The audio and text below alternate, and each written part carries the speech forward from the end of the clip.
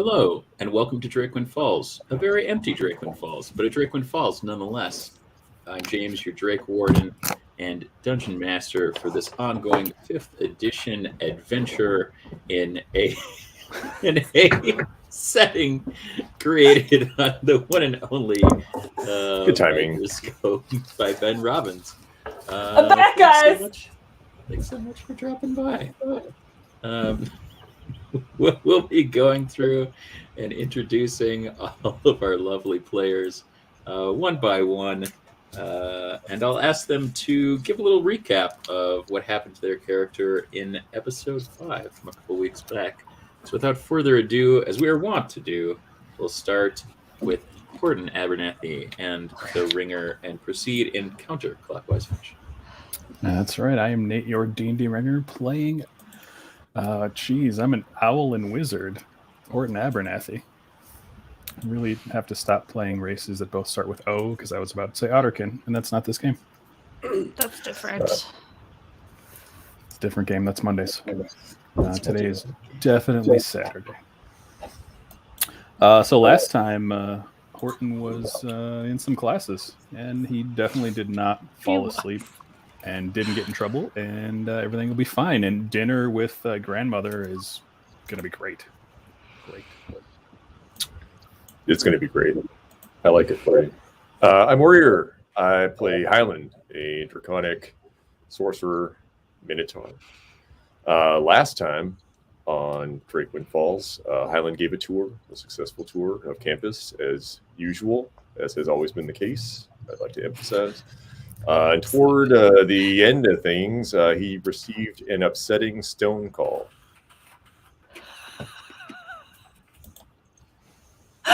Oh no. I am Christy. I am playing Fern, who is a... Sorry, my iPad just decided to turn itself off. That's fine. I'm playing Fern, who is a... Seriously. You've been knocked unconscious so many times. It's adult. I know. I don't have any short-term memory anymore. Fern has CTE. Fern is a multi-class sorcerer cleric. Last time I found out that Nico the dragon and I are going to be best friends forever, and it's going to be great. Mm-hmm. That's pretty much all I did last time, so it's fine. And I'm Joel. I'm playing Becker Stokes, who is a multi-class cleric fighter. Last time I took a nap and had some vivid dreams, none of which I remembered upon waking up, but it seemed important. And then I made Horton a handy hideaway protective case for his magic crystal that he's safeguarding. It's a true story. Keep it safe, keep it hidden.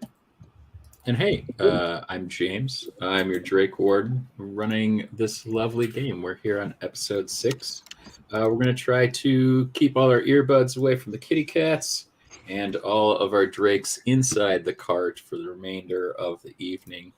So yeah, let's pick up maybe where we left off as I sort everybody into their respective belonging places, because That's not where I go.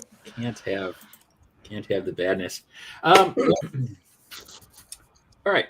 So the day is kind of reaching its end. Becker has just completed, after doing a little bit of forge clericing, the little hideaway for Horton, so he can store the shard of the crystal he received from Deej Tanner, that was extracted from the tooth of his drake, Kimmy Gibbler, and it's getting to be about that time. You guys were up in Highland's room at the Beacon, but you, Horton, have a previous engagement, as does Highland. Becker, maybe we can start with you and Horton. As you kind of wrap this thing up, can you describe a little bit what it looks like? If there's any kind of special features of it that have to do with your Forge Cleric domain, or anything else? So the part the crystal goes in is like a metal casing with a latching top, so that it locks closed, so that it can't accidentally fall out. And then it's connected to a metal and leather harness that kind of allows him to wear it like a shoulder holster, with little adjustable tabs so you can get it to fit just right. Yeah. And Horton, tell me what this looks like on your person. Does this kind of fit over your garb? How are you kind of putting this thing on, and how does it feel? So at least for now, it's kind of under everything because I don't really want everyone to be able to see it. I don't know that I can necessarily get to it easily, which could be a problem, but we'll find that out. All right. So Horton, you have a very important date this evening, to have dinner with your grandmama, who has sent you a rather well. Let's not say that she was mad. Let's just say that she was disappointed. Oh no, that's worse. Yeah. You might get us killed, Horton, or worse, expelled. So you need to make it home, but you're still feeling a little tired. So you leave with plenty of time left, but I'd like you to make me an athletics check. All right. To see how you fare on your way home. Disadvantage because I'm exhausted. Not great. I rolled a 15, but then I also rolled a 5. So with my athletics of -1, -1, that's a 4. That's a whole thing. Mm-hmm. So Horton, you kind of go bounding up to the window, and you thank Becker for his help, and take off. And you like spread your wings and go like you would normally, kind of like fly down to the street. And the added weight of this thing, you just kind of like go out and go, and like just start kind of dropping real quick. Make me a dexterity saving throw. All right, that should at least be a little better. Let's see. Yeah, feather fall would have been great. All right. Dex save should be normal. Exhaustion is only.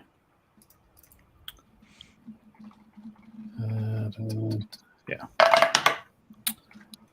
Ugh. All right. Well, I rolled a 5 again because that's how things are going to go tonight. That's an 8 total. Why don't you roll me a D6? Just going to kill me right off the bat. And it's cocked. That's a 2. All right.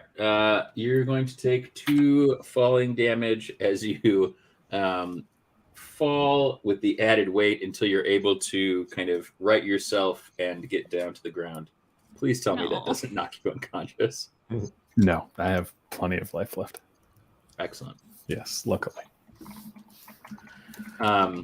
So you're able to get down to the street level with no other issues, and then can take off. Are you flying? Are you hopping along? How do you get home? I'm gonna try to fly. It's like, oh boy, that's a little heavier than I thought it would be. But books are weighing me down too. But I'm pretty sure I can make it, and I'll start flying away.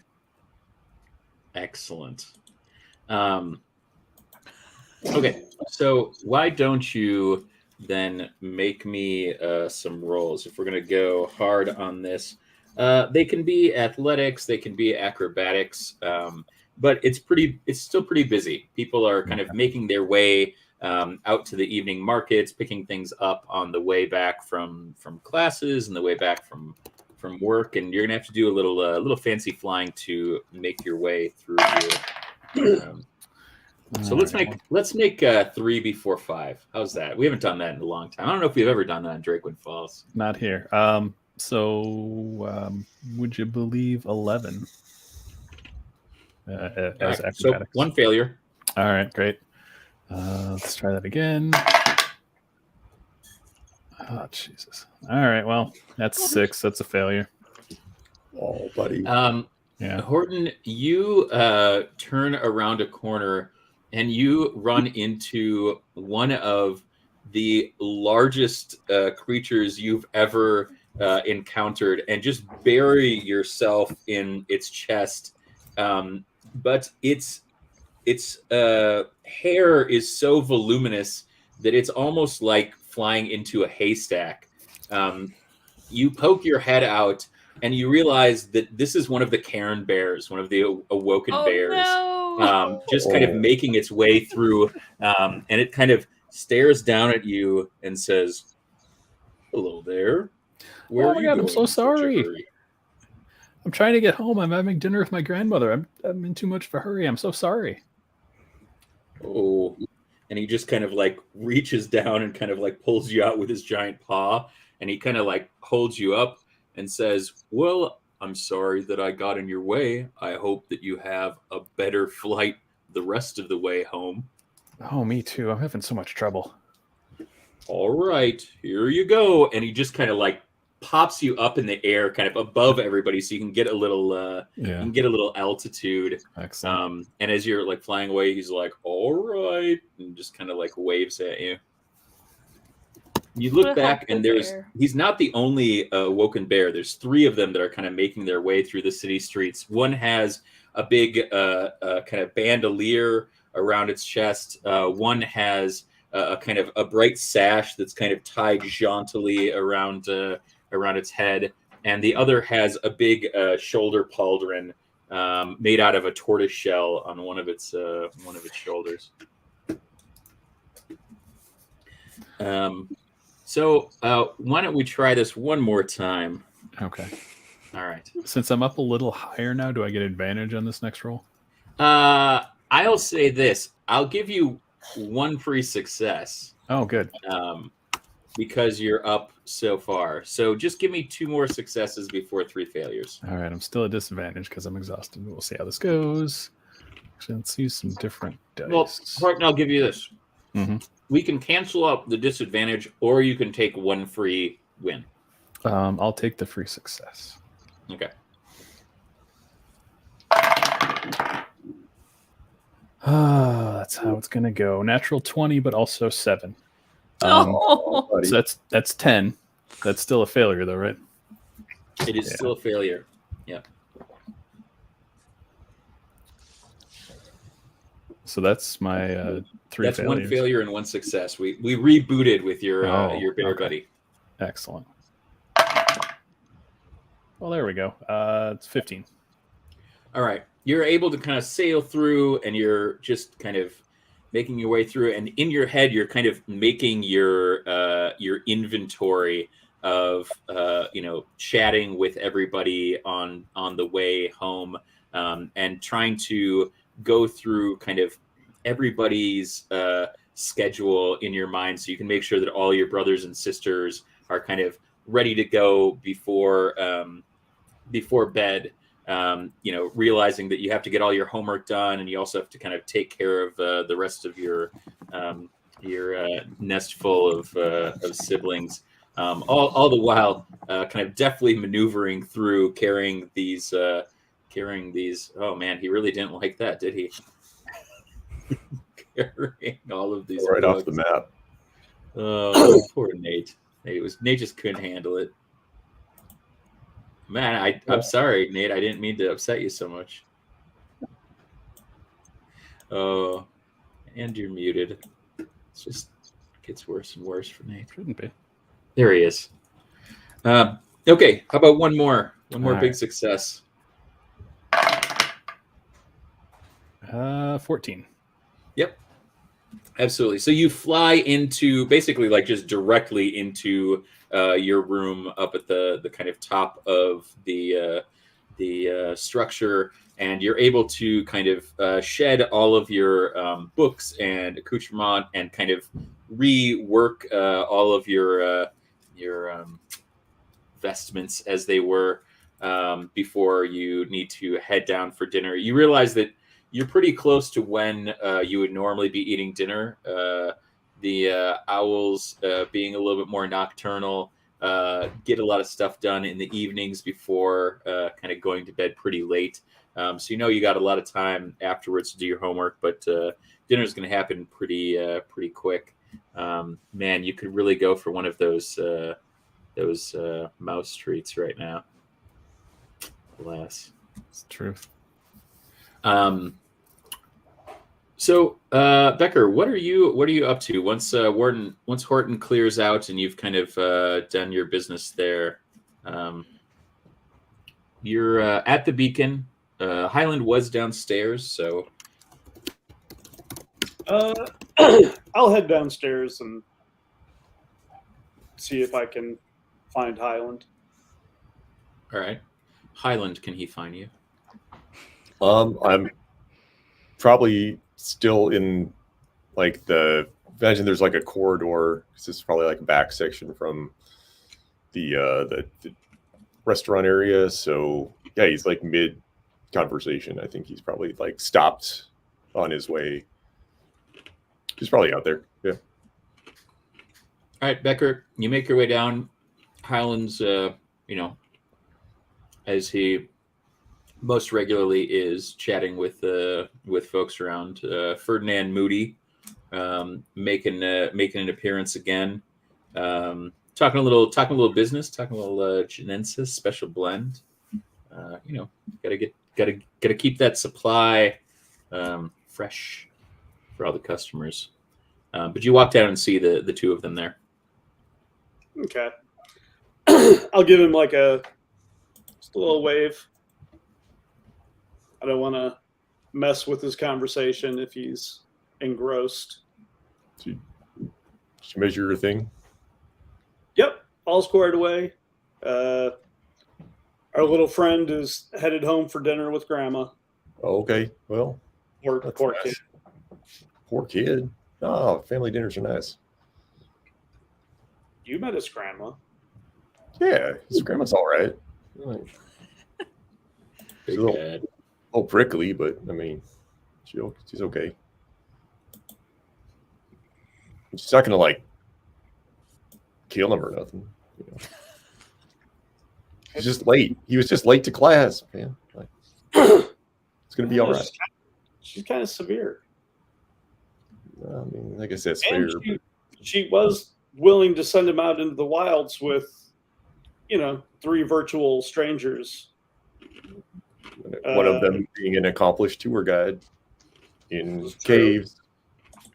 So probably the safest he could have been, honestly. I mean, in school probably would have been the safest he'd been, but Well, yeah, but I mean, I get your point. I'm sure. But if you're gonna go, probably that's probably the safest group. Yeah. Are Right, you doing anything you need? You What? feeling okay? Yeah, I'm okay. I had a weird stone call, but guess things will be all right. I mean, I think his grandma's going to be proud of him when she finds out, about the thing that we can't talk about in public. It's not personal for her. It's just secret. Truth. What are you doing? What are you up to? I don't know. I'll probably go find a place to eat and tank down some brews. Island sort of looks around like perhaps this establishment that serves food and drink that you're currently in would suffice. Says that non-verbally. With his eyes. With his eyes. Okay, Highland, I'm going to need you to show us what that looks like. He's like,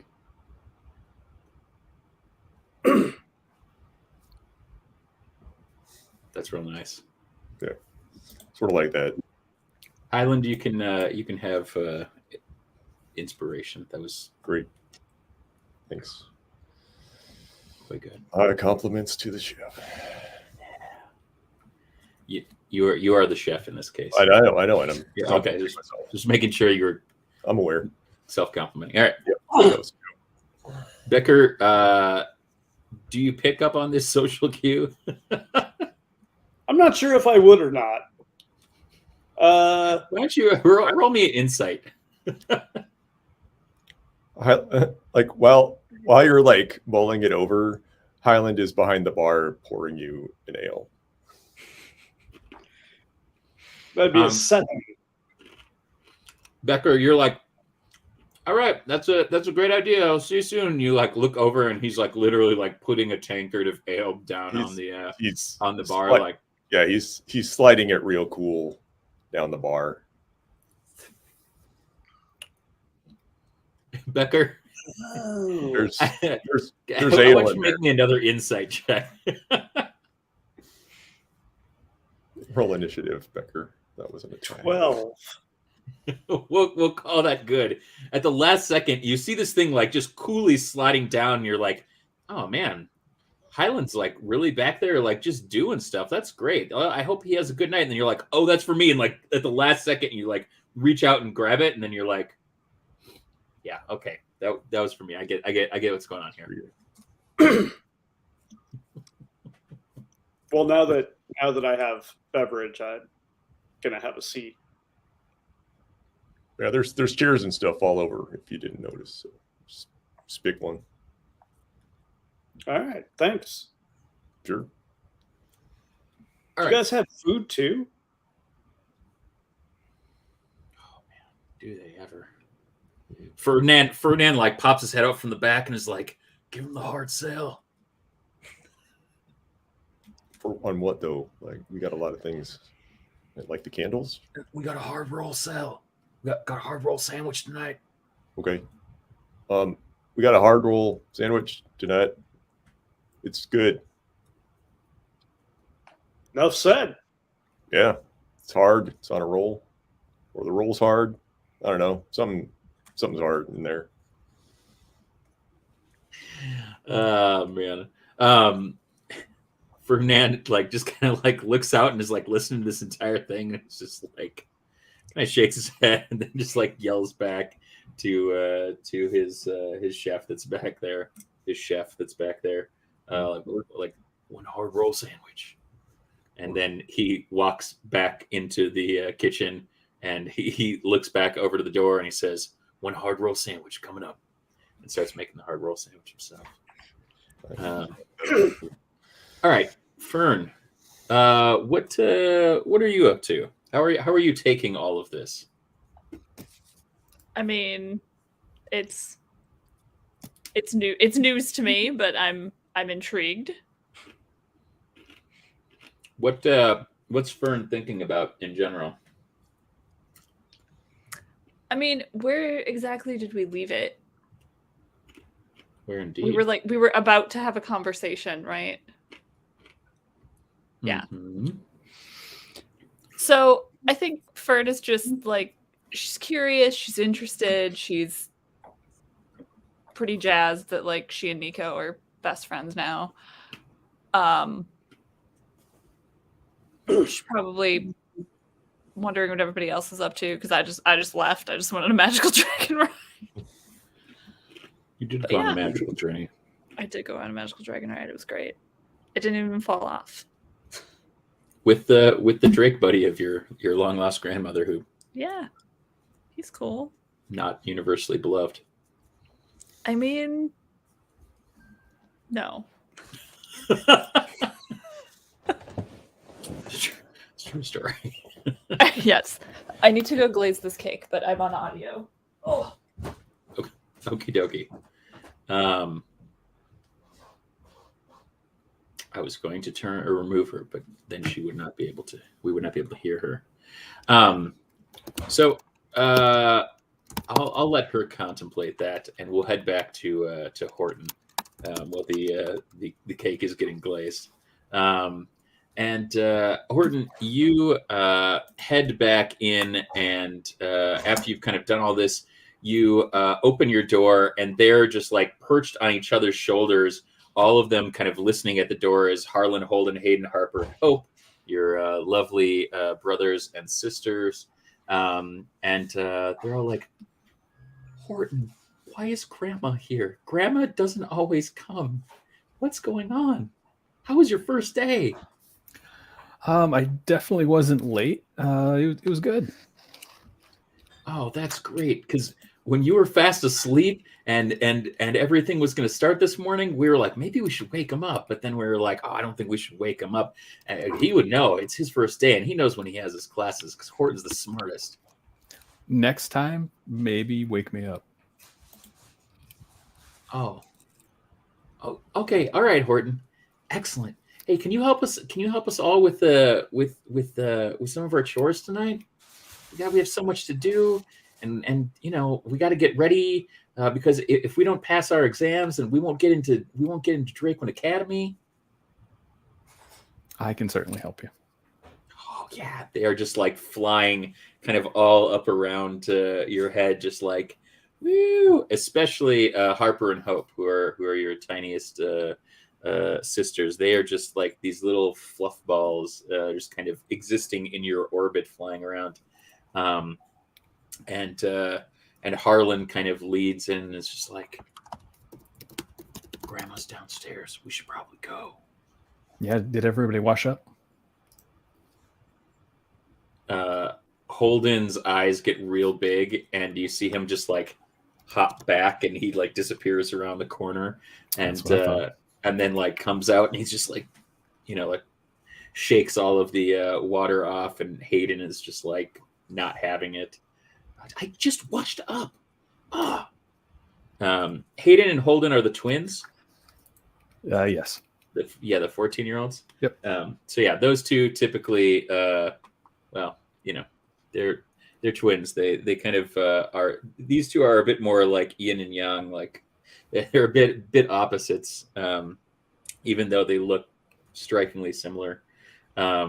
So you head down, and your grandmother is perched at one head of the table that usually remains empty. It's usually your father, Hieronymus, at one end, and then your mother usually sits next to him. But good old Virginia is perched kind of at the other end. You all kind of like fly in, take your places, and Virginia is just kind of like looking down the row, and she kind of looks over to your father, and your mom is just like, so Horton, how was your first day?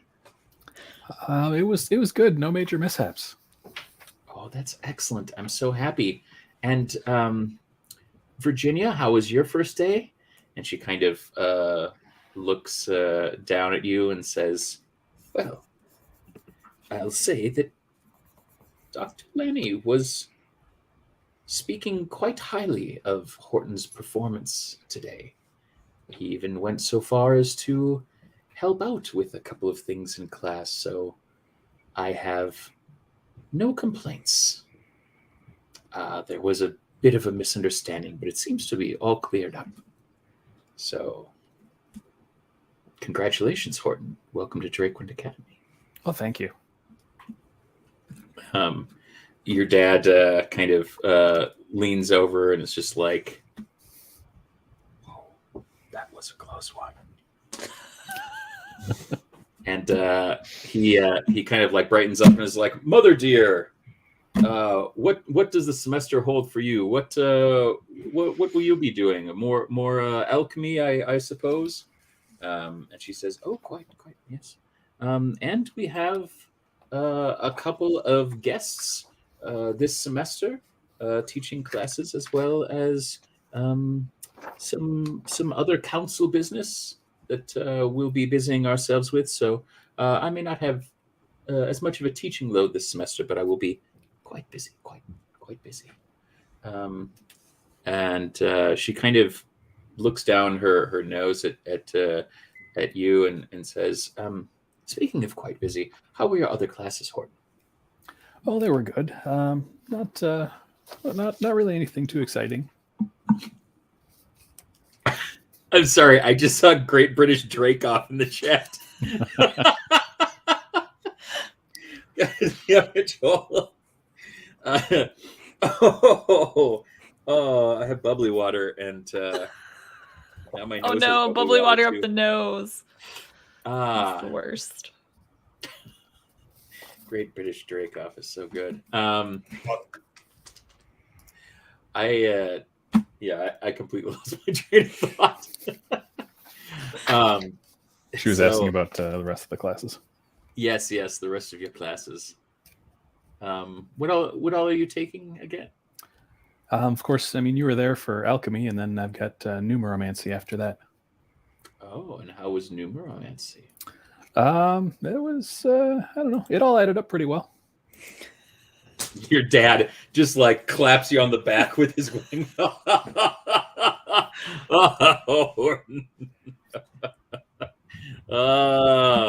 Clever, grandmother, clever. Oh boy, you're gonna do well, my boy. Whatever you want to do in this world, it's all at the tip of your feathers. You keep that cleverness. When things start getting tough, you just think back and say, it all adds up. All right, pass some of that down here. And you see Holden and Hayden kind of like reaching up and like picking up kind of platters of all sorts of all sorts of delightfully deceased vermin of sorts. No trash pandas. Whatever our sweet boys being eaten. Let's head back to our friends at the Beacon. Becker, Highland. How's that hard roll? Ferdinand brings out one for Becker. Highland brings you out a little sampler platter. You know, the usual. Oh, whatever sure. whatever you're grazing on these days. Yeah, the old 430 sampler. Yeah, that's the good stuff. And Ferdinand says that he heard through the grapevine that there might be something new coming out of the patch. Already? Rumors travel fast. Yeah, I planted some new stuff today. Seems really cool. I don't know. It's going to take probably a couple weeks before it's ready to experiment with, but I'm pretty stoked. Pretty stoked on it. Well, he lets you know that there's a little something extra in it for you if you break him off one of the first samples, because from what he's heard, this could be a game changer, and he wants to make sure that the beacon is lit, if you know what I mean. Oh, I get it. Oh, that gives me every time. And he like looks over and he like blinks, like yeah. Alan just kind of nods, like, okay. Sorry about your eyes. And then he's gonna kind of like excuse himself for a second and head back toward his room, and he's gonna click the sending stone again. And did whoever was on the other side ever answer if they were Terry? Yeah, let's flash back a little bit. When you said Terry, the sending stone sent back tonight after the evening meal. Let's talk, you and I, of things that have transpired in the falls and what's next. Oh. Okay.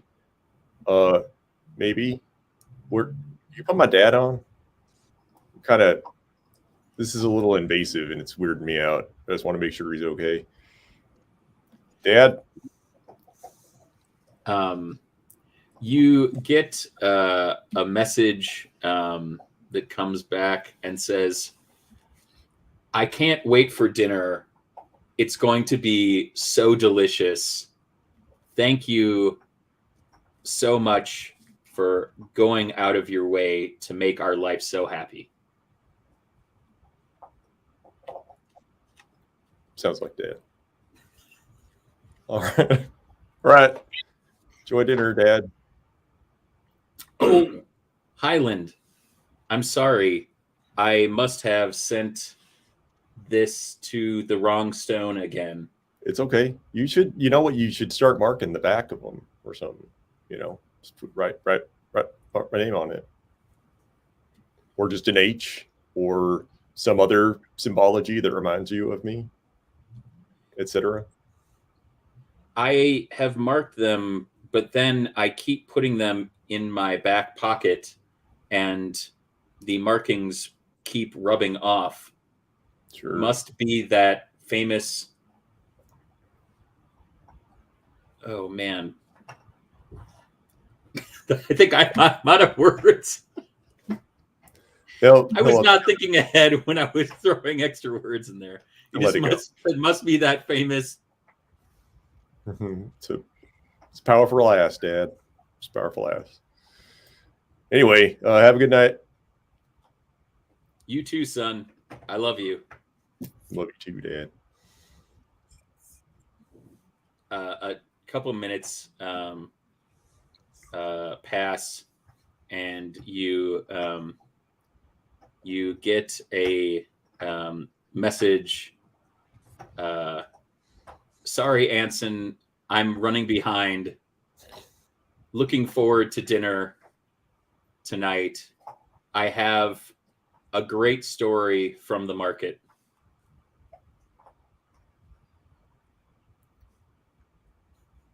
Highland just lets that one slide. You get another message that says, tonight, after evening meal, make sure that you're alone. Where? In your room. Oh, okay. Should I dress Send up? me a message when you're ready to talk. Okay. How do I get you instead of Dad? It's just silence. Great. Dad's gonna think I got dad brain. So we'll just retcon that he left then, because he was mostly, if it had just cut off or it ended last time, he would have still been worried about his dad. So he's fine. He's still at he never left the bar area. He's enjoying his sampler bladder and waiting for his other mysterious dinner date to show up. So, well, so at that point, you see Professor Yoren walk through the door, and he makes his way in, and makes his hellos to a number of people, former students, friends of his. He seems to be pretty well liked. Not all of the Dragonborn are really kind of the most sociable. But you know that Ardot is pretty loquacious. He is very, as I said, a very kind of ceremonial person. So he tends to kind of be kind of slavish to kind of tradition and dressing up. You see that he's actually changed into some dinner garb. He has like a slightly different sash that has more of a kind of dark burgundy color, and he has changed out of some of the clothes that he would kind of normally wear, kind of traversing around to something a little bit more formal that he probably wouldn't like, ride a horse or anything else like that on. He does have his scabbard with him, and you see that he also is carrying with him a small scroll as he comes up and bids you a good evening. Highland hasn't changed and is like, hey, Professor, I got like half a hummus and some onion rings and assorted pickles if you want. Oh, yes. Well, pre-dinner snack. Why don't we bring it to a table and we can talk more there. Yeah, I have like 3 stomachs, so I don't have to worry about filling up. So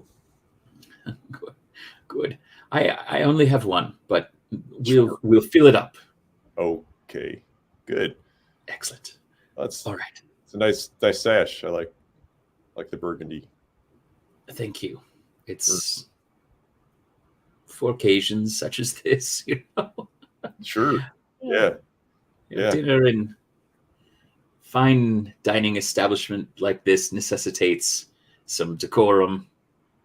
Yes. Yep. Shall we? How about that table right over there in the corner?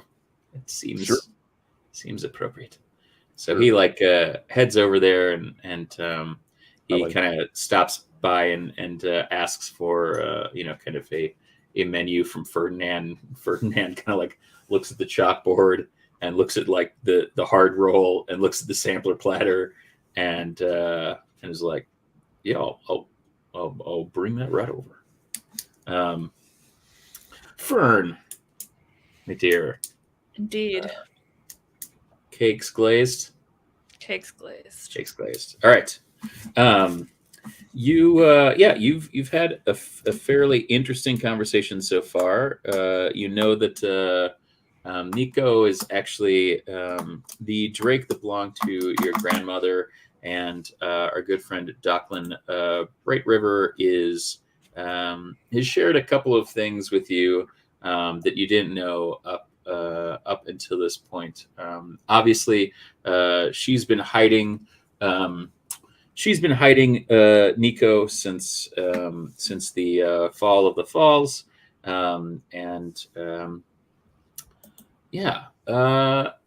she is interested in talking to you about your grandmother, and that's not necessarily something that you've been kind of keen to discuss previously. I mean, how is Fern taking all of this? I mean, I think Fern is willing to talk. She probably has never actually met her grandmother, so she's like, we can talk about it. I never knew the lady, so I can tell you what I know, but it's not much. She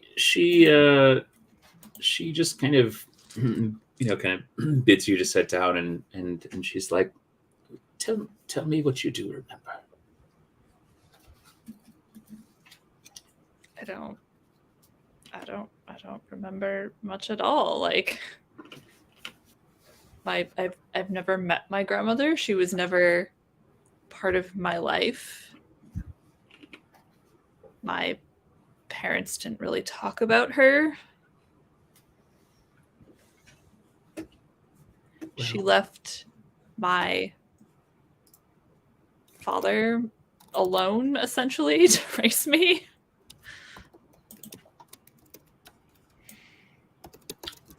Well, here's what I can say about this. The Fandlands, for many generations, were instrumental in the safety of Drakewind Falls. And there... and when the revelation happened, there were many that were quite angry with your grandmother. I could see that. That's reasonable reaction. But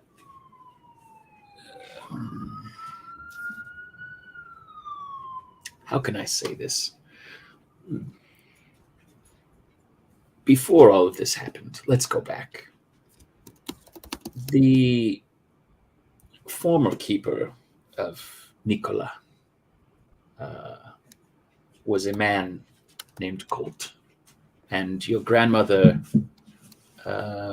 in her way, loved him very much. And from that dalliance, let's say, your father was born. Indeed.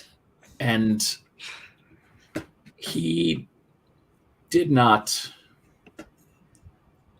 receive much love from your mother. But, well, he did not receive her love. He did receive something that I am curious if you have retained some of her talents. I don't know. What is this you speak of? You start to feel a kind of tingle kind of in the back of your skull. It's a very tingly day I'm having. But this is not your hair being on end. I'd like you to make me an Arcana check. Oh boy.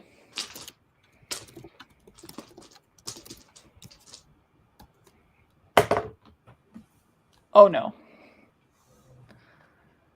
That is a 7. Okay. You start to hear a very, very faint voice in the kind of recesses of your head. It almost feels like an echo. And the voice is familiar, but you can't kind of make out what it's saying or who it is. Doc because kind I rolled of a 7. What's that? I said because I rolled a 7. Because you rolled a 7, yes. I mean, I will say the storyline for Fern and Horton could be so drastically different if you guys were able to roll. It's so true. We could be invincible, but the dice do not allow. I mean, really, you should be by now, but you know, the fates are what the fates are, right? So, oh man. So you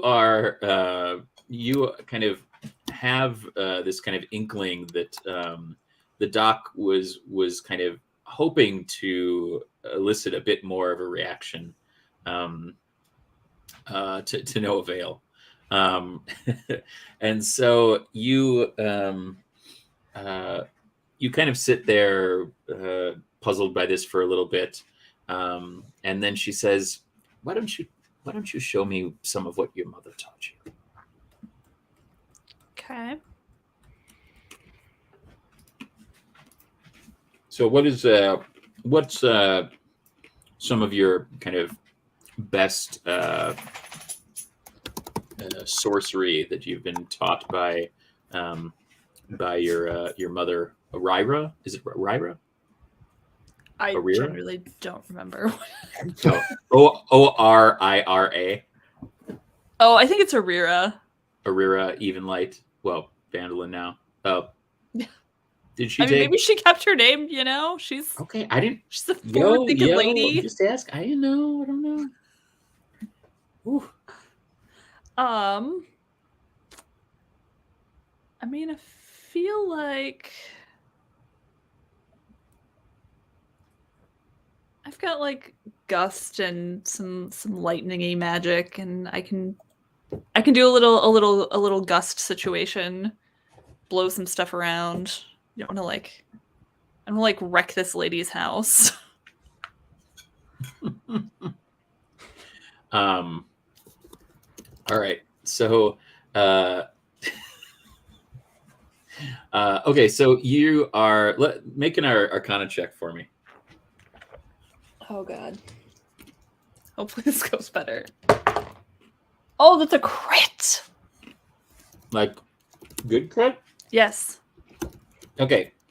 This you feel 100% on. You're like, finally, this This is the cantrip. best I'm gonna kill I it. can do it. And so the kind of Genensis cloud that has been like hanging in the air, you kind of reach out and start to kind of move that cloud a bit, and it just kind of slowly congeals into a sphere of gas that you are kind of holding in stasis, and she looks quite impressed by all of this. I mean, it's impressive. I rolled a crit.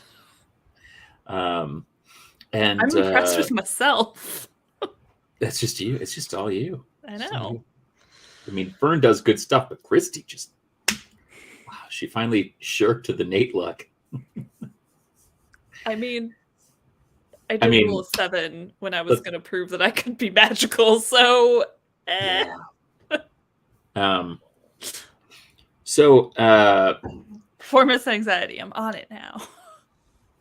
So she kind of looks into the cloud, and she puts her hands kind of around it and begins to kind of shape it and hone it in so it stops kind of pulsating like kind of a gassy state, and it almost seems to create kind of a glassy surface around it. And inside that glassy surface, you see very tiny little sparks beginning to kind of manifest themselves, similar to the sparks with the crystal. And you see that those sparks are kind of pulsing towards you a little bit. And she says, I see that Nico has given you your gift. Oh. What gift is that? I believe that the story begins with your time at the Temple of Asternian, but it doesn't end there, because I don't believe that your gifts are directly from your mother. I believe that you've received them from your father's side, and they lay dormant in him.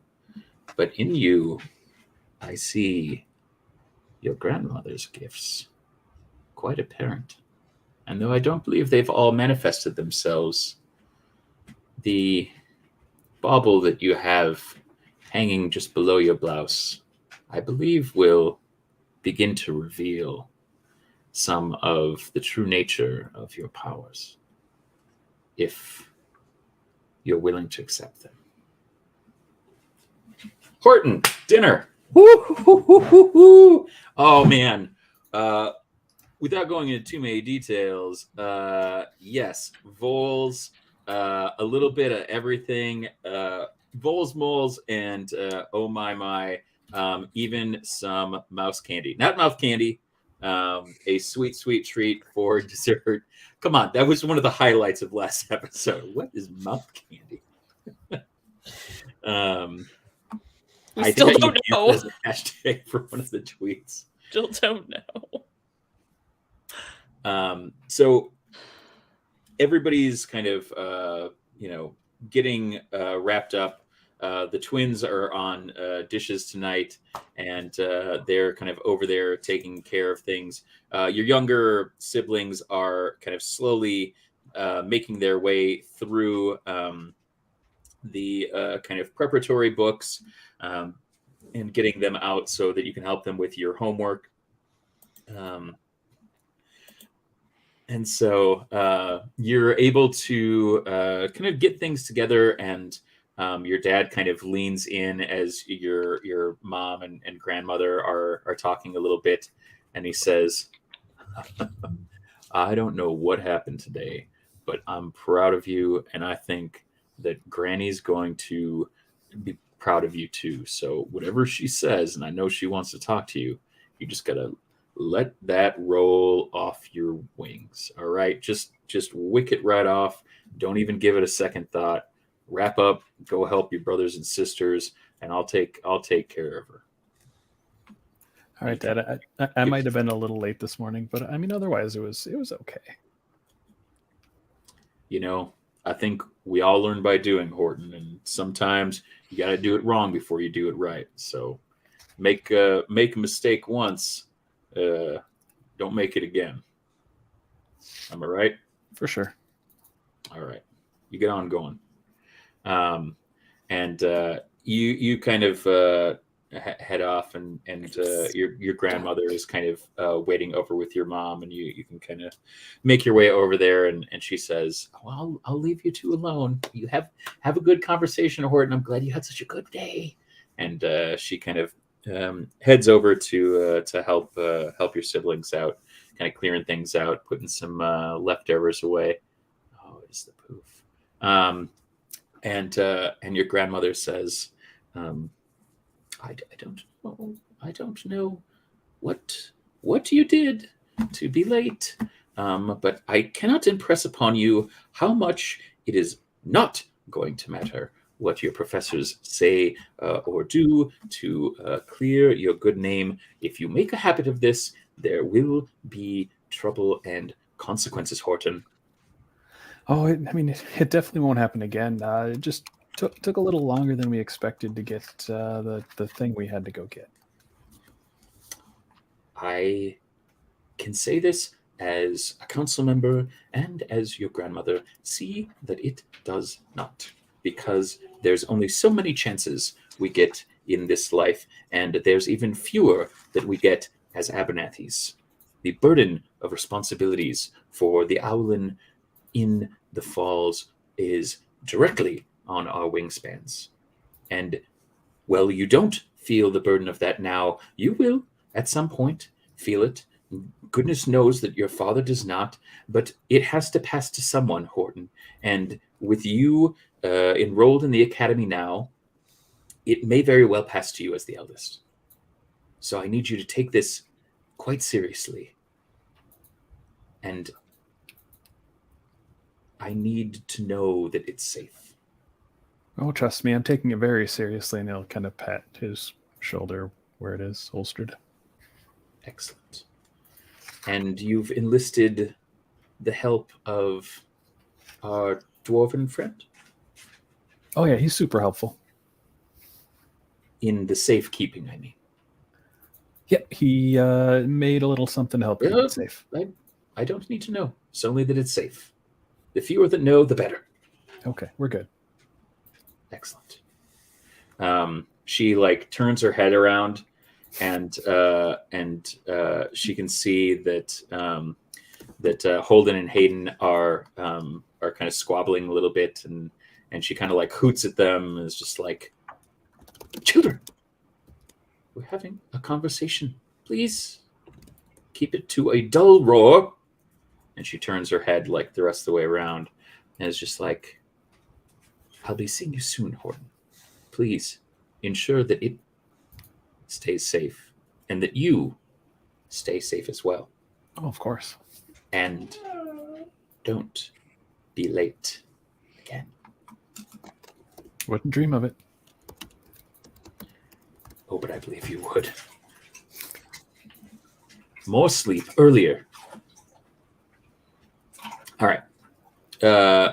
Becker, you see Highland is joined by a dragonborn, quite fancily dressed, as you kind of mouth through your hard roll sandwich, and Ferdinand, you see him reach back for a piece of parchment and furiously start scribbling some things on a piece of parchment. You see him write menu at the top, and then you say he writes hard roll sandwich, and then you see him write gluten-free sandwich, and then you see him like reach over and like grab a roll and like start smashing it with his fist and write medium soft roll sandwich. And then he kind of like thinks for a second, and he kind of looks around and sees what else he has going on, and you can't quite tell what he's looking for, but you realize that he his eyes get kind of big, and he reaches over for a bowl and grabs a bowl over, and you see him like knock on the side of this big cauldron, and then you see him write breakfast for dinner, the Beacon's famous filler up barley porridge, and then he kind of like thinks about it a little bit, and he starts kind of writing some prices down, and then he kind of kicks a couple things down at the bottom and kind of like looks and sees as a bottle kind of rolls out, and he writes a chocolate port down at the bottom, dessert wine, and says, "Oh, I'll be right back." And you see him kind of like kind of shuffle off and head over to the table, and the Dragonborn's kind of eyes get kind of big at this, and they chat for a little bit. What are you up to? What are your goals for the rest of this evening? Also, how's that hard roll sandwich? It's wonderful. I mean, Becker's an eater, so it didn't last long. It was what he tasted was fine. Yeah. But it was a brief encounter. Becker's gonna settle up and feels like he should go track down kind of the general foreman that assigns work details. Yep. Kind of check in to see maybe if there's work that still needs to be done on campus, and or whether he needs to like duck out of work for a little bit. Okay. So yeah, you're able to kind of head out, and Ferdinand encourages you to come back in, and says the next ale's on him, and kind of apologizes for being a little all over the place, and says, Highland sleeps here, and we got other rooms, so if you need a place to stay, you could always board here. Oh, I appreciate that. Thank you. Yeah, you don't even have to sleep on the floor or nothing. I mean, floor's fine. Floor is cheaper. Floor is cheaper. In fact, most floors free. Slept on many a free floor. We could talk about it. But I do appreciate the offer. It's good to know you have space for me. Thank you for a wonderful meal. He's going to add a little on the top. Add a little tip. Yeah, Highland's friends ain't too bad. He kind of like looks over at Highland and kind of like, look at a look at this guy. So Becker, you're able to head out. You know that the head of the work crews is a fellow dwarf.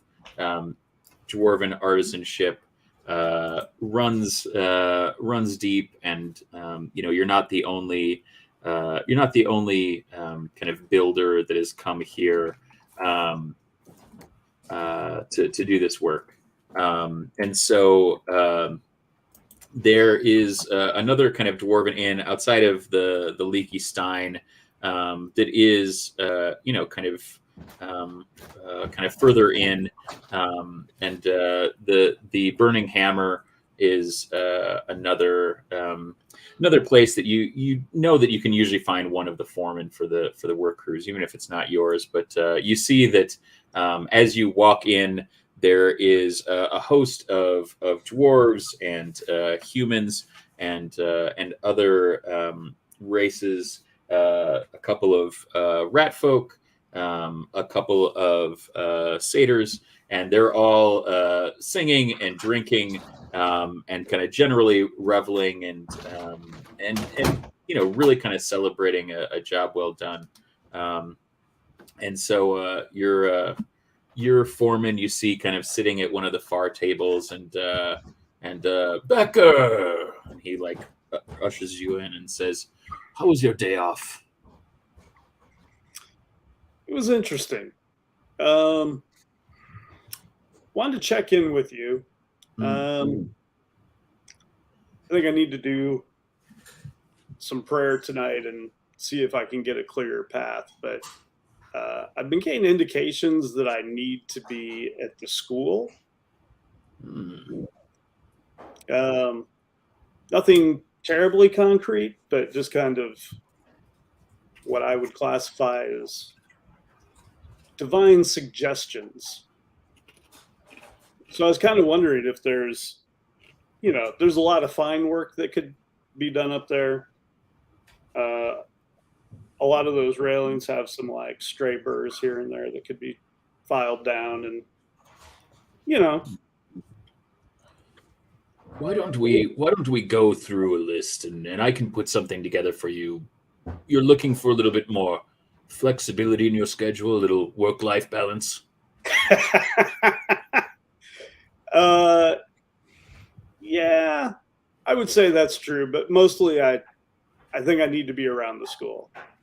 Well, I think that any reasonable employer could do such a thing for you, given your talent. So why don't we make a list of things that would be suitable for you to finish on your own time, and we can check in. Let's check in and see how things are going, and as we progress, and hopefully the forge burns away all that which it conceals.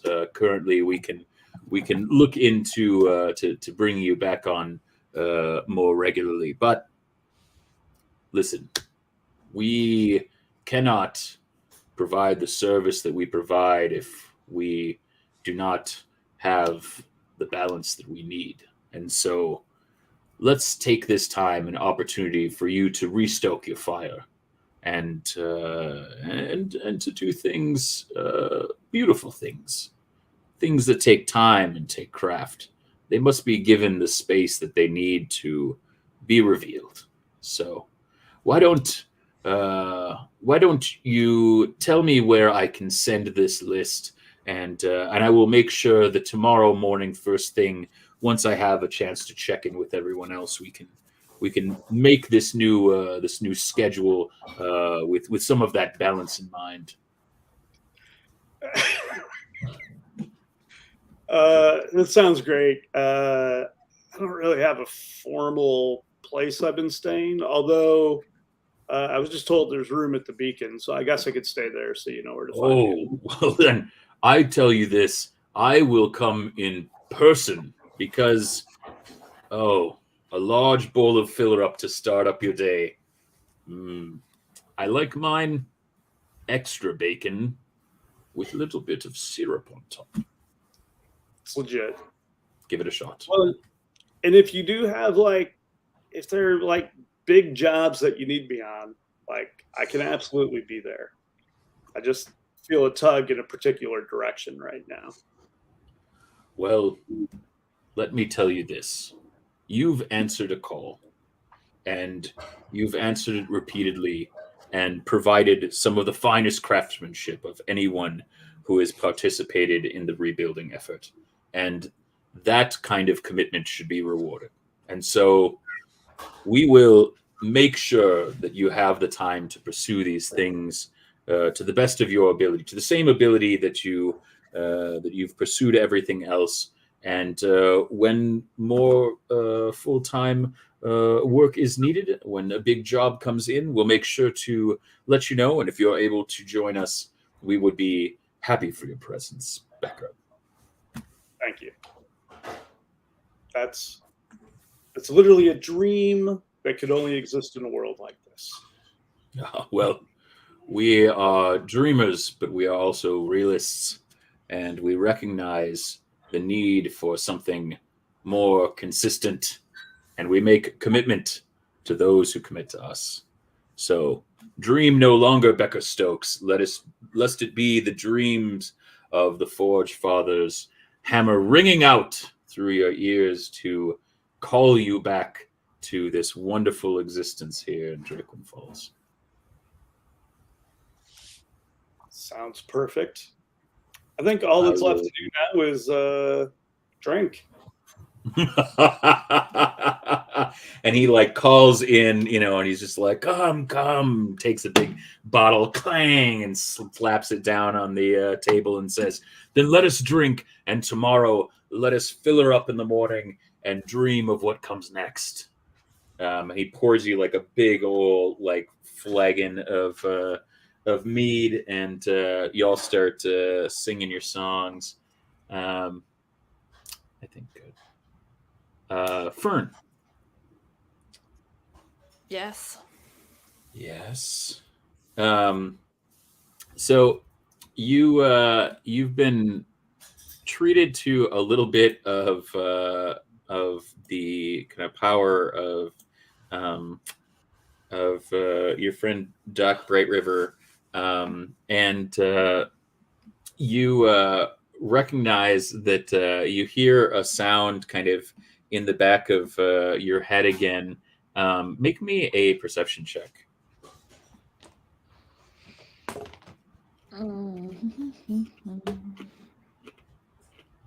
That is a 16. As you kind of stare into that, this noise comes clearer and clearer in your ears. It's a kind of soft echoing, and you recognize that it's the sound of whining and pawing at the side door where your good friend Nico has been waiting, and he's trying to get in, but's been shut out. And Doc says, "Very well. Why don't you go let in our friend?" I'm gonna. So you go and open the door, and Nico just like bowls you over and just giving you like big sloppy kisses. And as you do that, the kind of crystal starts to kind of like levitate and spin around a little bit, and you can see it's almost following Nico as Nico kind of like bounds around happily, and then goes and sits down next to Doc, and you see that it kind of slowly stops and is just pointing directly at Nico, and crackling with energy. Oh. Alrighty. You can see that even the remains of your grandmother's crystal can still find what it needs, what we all need right now.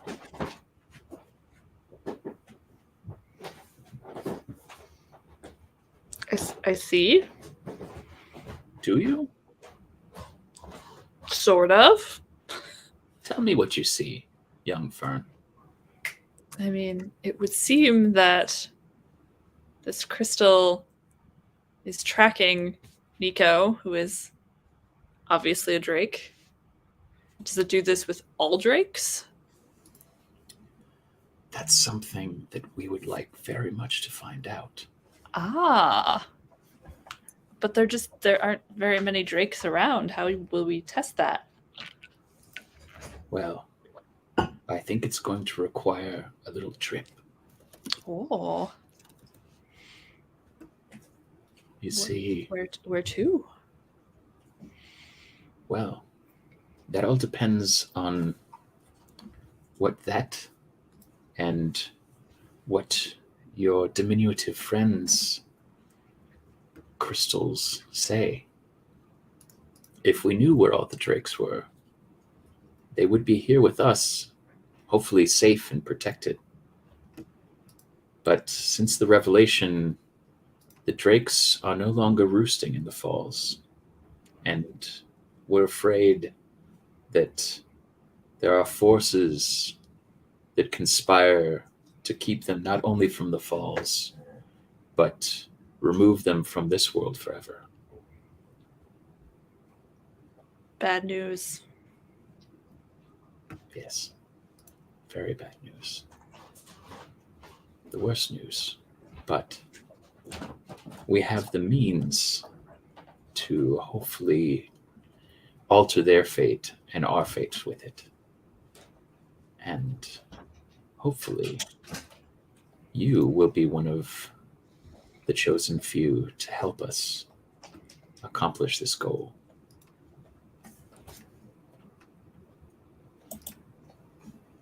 I will help how I can.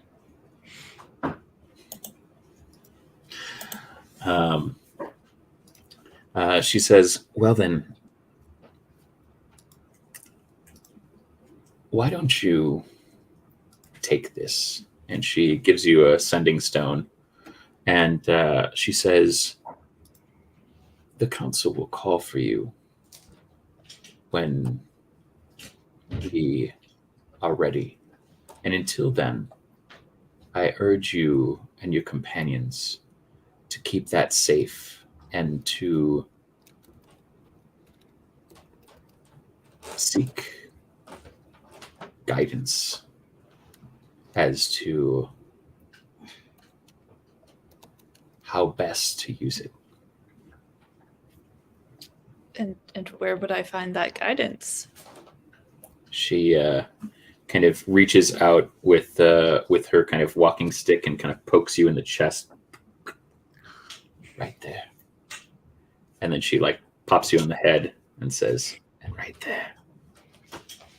And then Nico pops up just like a poof. And she says, right there. Highland, dinner. Yeah. Yum. Yum. From that lovely that lovely array, Ardod seems kind of like strangely enraptured by the variety of things, and you know, for kind of a public house, you know, this is pretty decent stretch. So he asked for you know, a kind of you know, Moody gives you your sampler, I think, more as kind of just a here's what we got, but he very formally requests a more robust charcuterie, to which Moody is like, a charcuterie, what? But you're able to kind of you know, pass it along. Highland sends furtive messages as his fancy ham. Yes, and you he also kind of asks for you know, kind of a sampling of that, and says breakfast for dinner. What a novelty.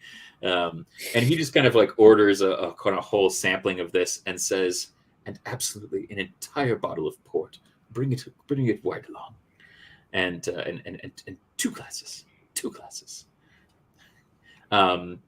So you see Ferdinand kind of go back there, and he's just like fixing everything up. The finest of all of the Sausalito hams and cured sausages. There's some stanky cheese on there. You see that he repurposes some of the both hard and soft rolls.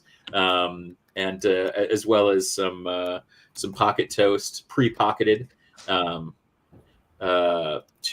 create a little charcuterie board, and then brings out a couple of delicious good cheese, or just old cheese. Yes, it's fine cheese. Sure was in there. Like, is it fine? Like aged or just it's fine? Yes. And then he brings out a couple of bowls of filler up with a single Genensis pod on top of each, with a little bit of what you can tell is an herb that should not be on this, and you're able to just kind of like grab those as he's going away and kind of like put them back in his hand, and he kind of like looks a little disappointed, but says, "Enjoy your meal." Alan sends him a message that says, "Your heart's in the right place, for But my herbs ain't. but your herbs ain't." So Ardad, kind of catches you up on everything that's been going on with the rebuilding, talking about all of the kind of many crews that have been out, and just like the really huge rise in the kind of diversity of people that were coming to the falls from all areas of the continent, places that had never really frequented it before. There are Dragonborn down from the kind of region of Bekugul. There are kind of a lot of people coming in from the Dragon's Tail, especially from Cornari. There are even a few people that have traveled across the eastern mountains to the Wing Whisper Range, and he says, "I have even laid eyes on a panda folk. A panda folk. Can you believe it? Now, what we need to do is we need to get one in to teach." Yes. Yeah, that'd be great. I mean, the more the merrier, right? Absolutely. Yeah. Panda folk. And he's just like totally like pleased. And you see him just like reaching down and just like like kind of absent-mindedly eating while he's talking about it. Island is finishing his hummus with pocket toast, and he's just producing as needed from his pockets. And he says, "Yeah, I've been trying to get one of the Cairn Bears on staff for, I don't know, a couple of years now. It hasn't worked out just yet, but I don't know. It's going to happen one of these days." Well, you must be careful. They have reawoken, but every once in a while, when they seem to drift back off into the wild of their existence, you can lock eyes with them, and you see that far away look that we call the Canberra stare. Yeah. Well, I mean, it keeps you on your toes when you're in class, right? Most definitely. Very exciting. Mm-hmm. Very exciting. But I've brought something particularly for you, my good boy. For me? I'm so very excited to have you back that I wanted to gift you a little something. And I hope that it's not too forward to say that I have taken the liberty of pulling this from my personal collection. And it is, I have to say, one of the finest specimens that I currently own. It is, I'll say this, it is something that I have spent much time looking at and detailing and going into the finite resources of, well, still having all of the commitments that I do here at the Academy. Not as much travel as I would like, but that is part of being senior faculty. I must be responsible for more. And he pulls out a beautiful map, and the map shows the kind of settlement of Bolstros. It is quite good looking, and I am trying to share it, and it is being fussy. But for those of you at home, we have a beautiful. Oh, actually, Highland, why don't you? You're familiar with it. Why don't you tell us a little bit about the map and the kingdom?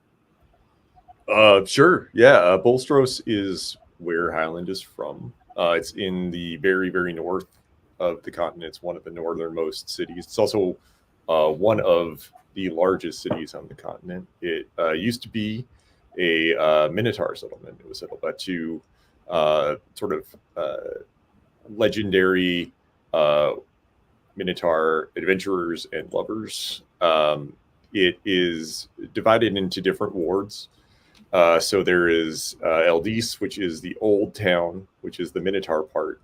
And then when the dragon Bolsiphosteros left Drakewind Falls, he settled near Eldis and built another city, and they eventually joined together. So now it is a massive metropolis. It is settled partially on land and partially on icebergs that have been both mechanically and magically linked together, and it's surrounded by mountains with fortresses on the entrances. It's pretty dope. It is pretty dope. And I am still... Come on. This is so frustrating. Yeah. Well, Highland's dads both have businesses in the old town. There's a sort of central market area, and his dad Anson runs a bakery. His other dad, Rivos, runs a smithy. The smithy is called Forgery, and the bakery is called Anson's, because dad's name is Anson. Here we go. Beautiful. Yeah, there it is. So he pulls out this scroll and kind of rolls it out and said, I was hoping that you could fill in any gaps. Sure. Yeah. Like what do you want to know? Like good restaurants or what? Everything. Tell me everything. Ooh, there's a lot. Well, you got most of the big stuff on here. Make me a history check at advantage.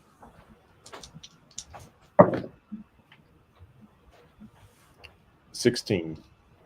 So yeah, you're kind of like pointing out all your favorite spots around there, kind of businesses that he might not know about, a little bit of kind of culture of the Grand Market District, as well as some of these kind of houses of prominent families that are kind of arrayed on the islands above, and then some of these other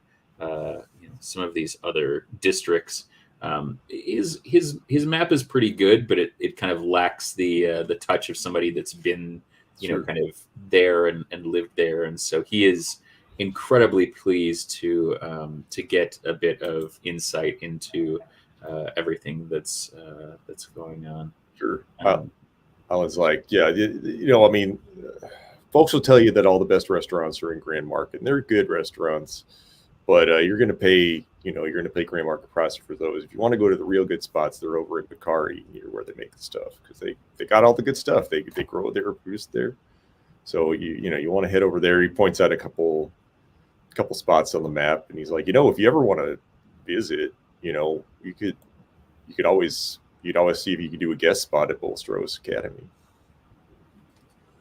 He is like all of Twitter at that. Like, I will put in for a sabbatical immediately upon our confirmation of that, I would like nothing better than to go to the north of the continent and get to know the whole region of Bekagul so much better than I currently do. Sure, that's a great plan. Hey, if you ever make it up there, I'll swing by and show you where on the Great Horn sort of taps the stump of horn, where this one is on there. So insider info. All right. He just seems so pleased that you would kind of take the time to kind of go through that with him, and he kind of goes on kind of talking about some of these other places that he'd love to stop and visit, Bronzino and Dalatun, and just he's so pleased to be talking about all of these different kind of settlements and parts of the region, and just getting to know the kind of Minotaurs and the Nereids, and everybody else that lives in these places. He kind of just talks your ear off, and you see kind of out of the corner of your eye, like Ferdinand's like paying attention, and then like slowly, like as the night wears on, he's kind of like nodding off a little bit, and then he like kind of shakes himself free and kind of walks over and asks if y'all need anything else. Wow, that was a lot of meat. I am full of meat.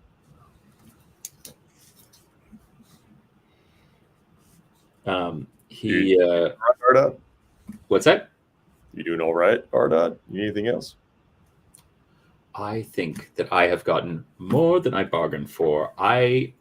There's nothing finer than seeing a former pupil arrive in this world as a full-grown man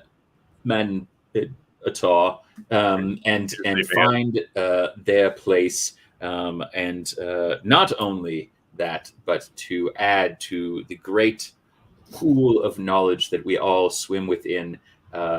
Highland, I thank you for your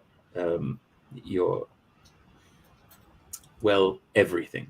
And Master Moody, my compliments to the chef. This was quite a spread, and the port was an excellent addition to this evening's meal. And he's like, yeah, okay. And you see him kind of like walk back, and he's just like, hey, good job back there. And then you see him like walk back, and you hear like from back there, hey, ain't no problem. We aim to please. And then he walks back out and said, yeah, I'll let him know. And so Ardad kind of wraps up the map and kind of places it in his satchel, and is quite pleased with the evening. Bids you a good evening. Horton, how are we wrapping up your evening with Grandmama? Well, I mean, now it's time to help the little kiddos with their schooling. Excellent. So, I mean, the plan would be to help the older kids with their stuff, and then they'll help the youngest kids, and I'll do mine. Trickle down economics. Yep. Already learning bad stuff. Okay. Why don't we make some intelligence checks and see how quickly this goes? All right, not that quick because I'm still at disadvantage. That's cocked. Oh no. All right, well, it's intelligence check. That's a 9. Horton, you're looking at this and you're like, I just did this a couple of years ago. It's the fucking new math. And so it just takes a lot longer than you anticipated. Sure. So what probably would have taken about a half an hour kind of stretches out to an hour, and the first thing kind of gets passed down. So let's take the next subject, another intelligence check here. Oh, okay. So I still have inspiration. I'm definitely going to use it on that natural 1. Oh, Oh no, that's a 7. I'm still using it though.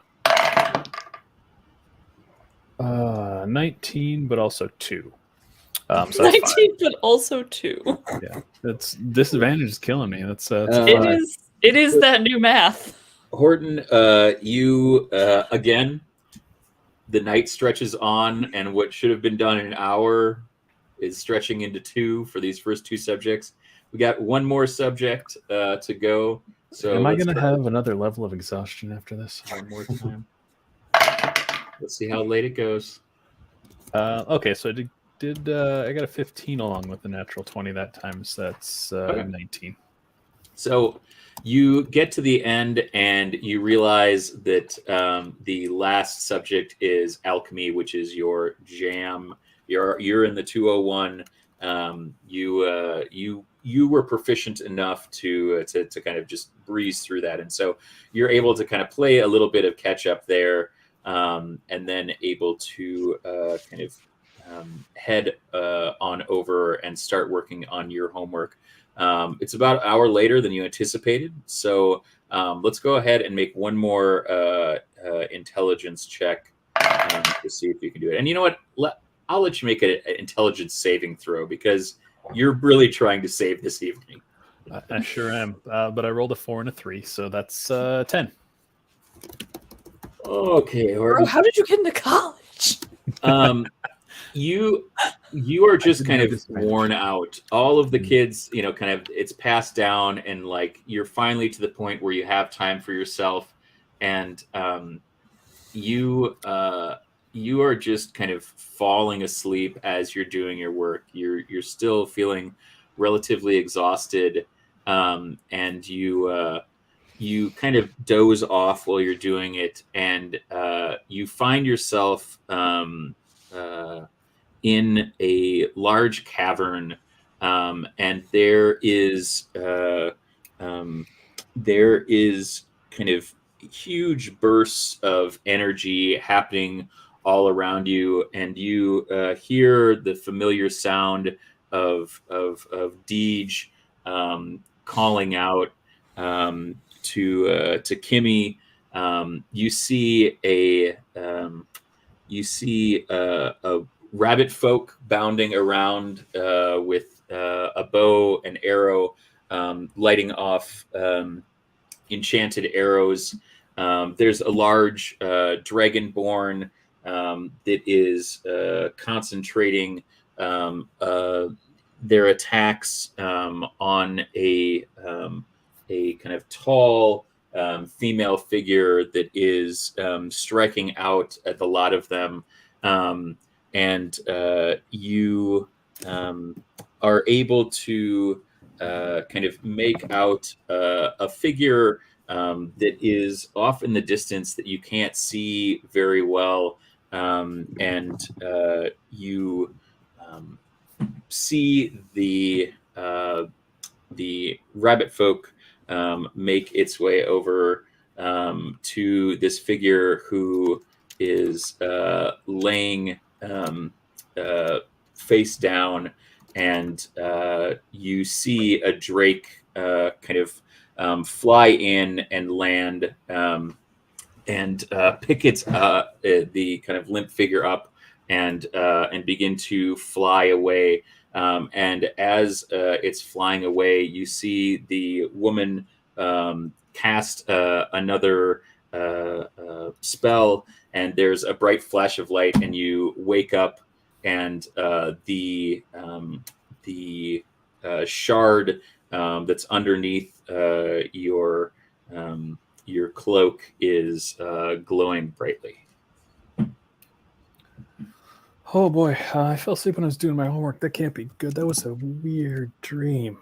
I'm going to cast Identify on the shard. Okay. Do I get a long rest? Did you get a long? Oh, that's funny, Horton. You look up at the clock. You've been asleep for like 5 minutes. Oh. All right. Of course I was. Well, I'm still going to cast Identify because it just takes a minute. So as you are doing this, are you taking the crystal out of its pouch, or are you just kind of trying to do it there? Is there anyone around still? Have all the little ones kind of no, all of your brothers and sisters have kind of made their way up. You were doing this mostly at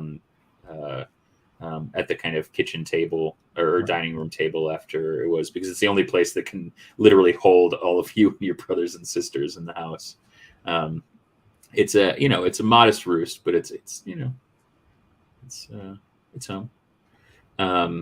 You can see that your father must have fallen asleep next to the fire, because his pipe is still sitting over there, smoldering a bit. But as is the usual case when he does, your mother kind of prods him to head off to bed. So no, you are the kind of lone person kind of down. There's still a bit of fire burning in the fireplace.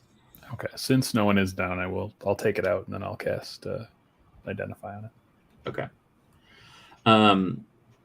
So as you do this, you kind of reach into your little satchel and pull out a small pearl, and then kind of pluck one of your own feathers and wrap the pearl and this shard together in it, and you begin to kind of chant the ritual and begin to divine the story of this crystal. You see a young Deej being handed this crystal by a kind of figure as the crystal passes from that individual to Deej. You see a kind of glint in Deej's eyes and in Kimmy's eyes, and you can tell that this has transferred the dragon bond from the previous owner to Deej's Drake. And this is in accordance with these kind of blood bonded crystals that imbue their holder not only with a relationship with the Drakes of the Falls, but also bestow upon them an extended life time in order to kind of steward and protect the Falls in the time before Revelation. You see after this happens that Deej and Kimmy take their place alongside other figures, some that you recognize from your vision, others that you don't recognize at all. And in the center of the falls, there is what looks to be a kind of large, that's almost like a kiln. But you can see that it is radiating out. It has a kind of tall pillar of kind of radiant light and flame that goes out, and then you see as you look out, kind of through the eyes of Deej, that the stars that span out beyond this begin to be hazy, and as the Drakes all take their place arrayed around the 5 kind of portals that are punched through the kind of outside of this kiln. They breathe their draconic fire into this, and you see that that radiant light glow even brighter. And as that happens, the kind of fuzziness of that barrier begins to become crystal clear, and the town that is all gathered around, you realize that everyone from the falls is celebrating, and begin to sing together as you see a tall, lanky man come over and put his hand on his shoulder, and you feel that hand on your shoulder, and then you see this kind of half elf walk over and put his hand on your shoulder, and you feel that, and then you see this kind of like husky dwarvish guy come over and put a hand on your back, and you are filled with this this really kind of beautiful feeling, and you recognize that that this crystal is a piece of one of the 5 kind of sacred crystals of Drakewind Falls that was used to safeguard and empower the Drake Wardens to relight the beacon every year during the annual kind of 12-night festival, and you are suddenly kind of ripped forward as this is kind of going on. You recognize that that this is kind of after the revelation, and you see Deej kind of out in the wilderness using this crystal and trying to kind of hold it out in his hand, or in her hand, sorry, and it is kind of slowly spinning, and then you kind of snap forward and you see that as they continue to follow this crystal that's spinning and kind of move through some places that you recognize on the continent, others that you don't, that the crystal itself is deteriorating, and growing kind of smaller, and pieces of it not glowing as bright. As you can tell, Deej, she's starting to look older and older. Kimmy is starting to look kind of more and more broken down, and more like the kind of adult Drake that you encountered, until you see kind of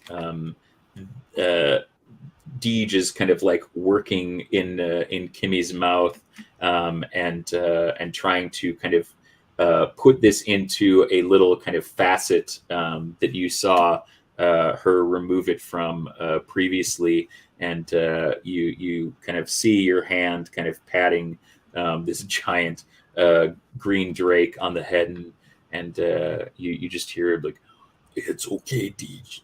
I mean, oh, Kimmy, we're all gonna make it. We're gonna make it through, and no one's gonna ever find it. But we'll find him. Oh yeah, we'll find him, because it's just us, and everybody else is trying to find us, but we're gonna find him first, and then we do, everything's gonna be okay. It's gonna be okay. We just gotta follow the crystal. Follow the crystal. Just follow the crystal."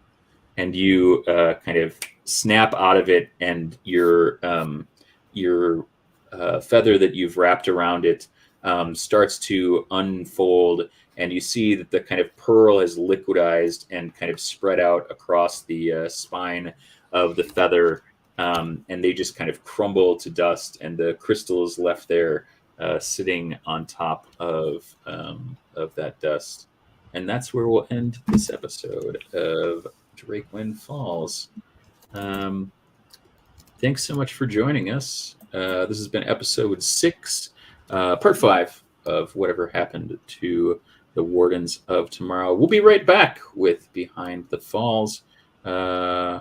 And y'all come back in 2 weeks. You hear?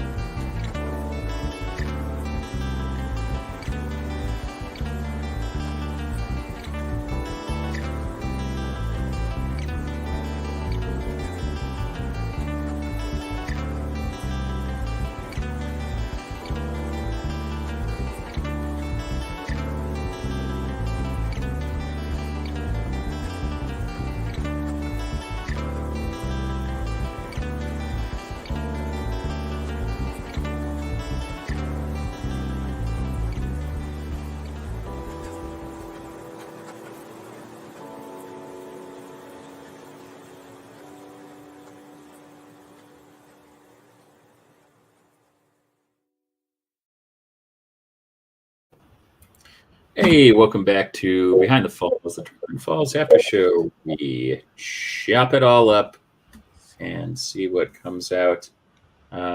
We glazed some cakes. We ate some hard rolls, and we made some friends along the way, including more visions, because that's one of my favorite plot devices.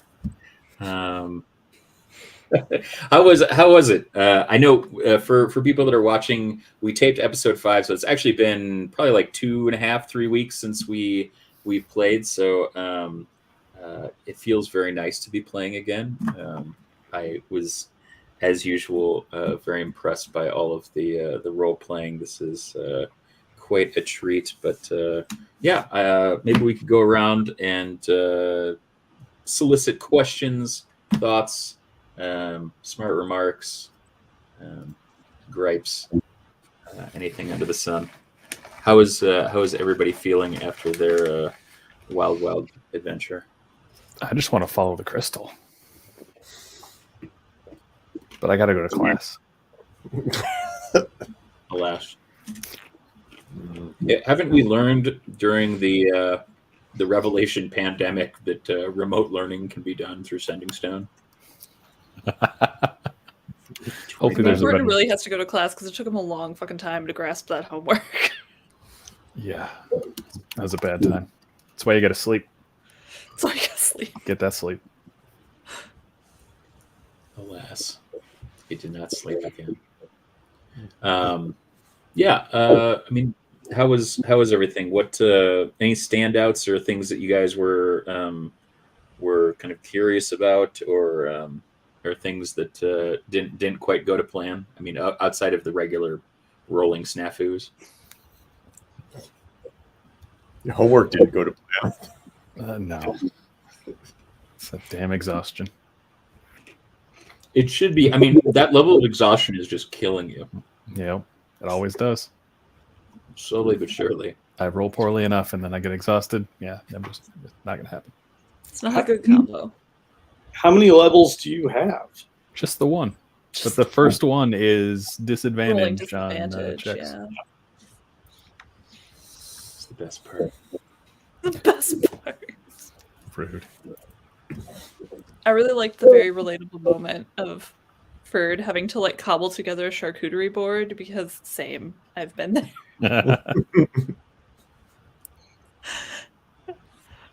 Where you're like, oh, this cheese from question mark? It's all about how you cut it and how you lay it out. Yeah, and like the last, like there's like the last 4 Triscuits and like a roll of Ritz crackers. Mhm. It's classic. This I feel cheese like- from Cub.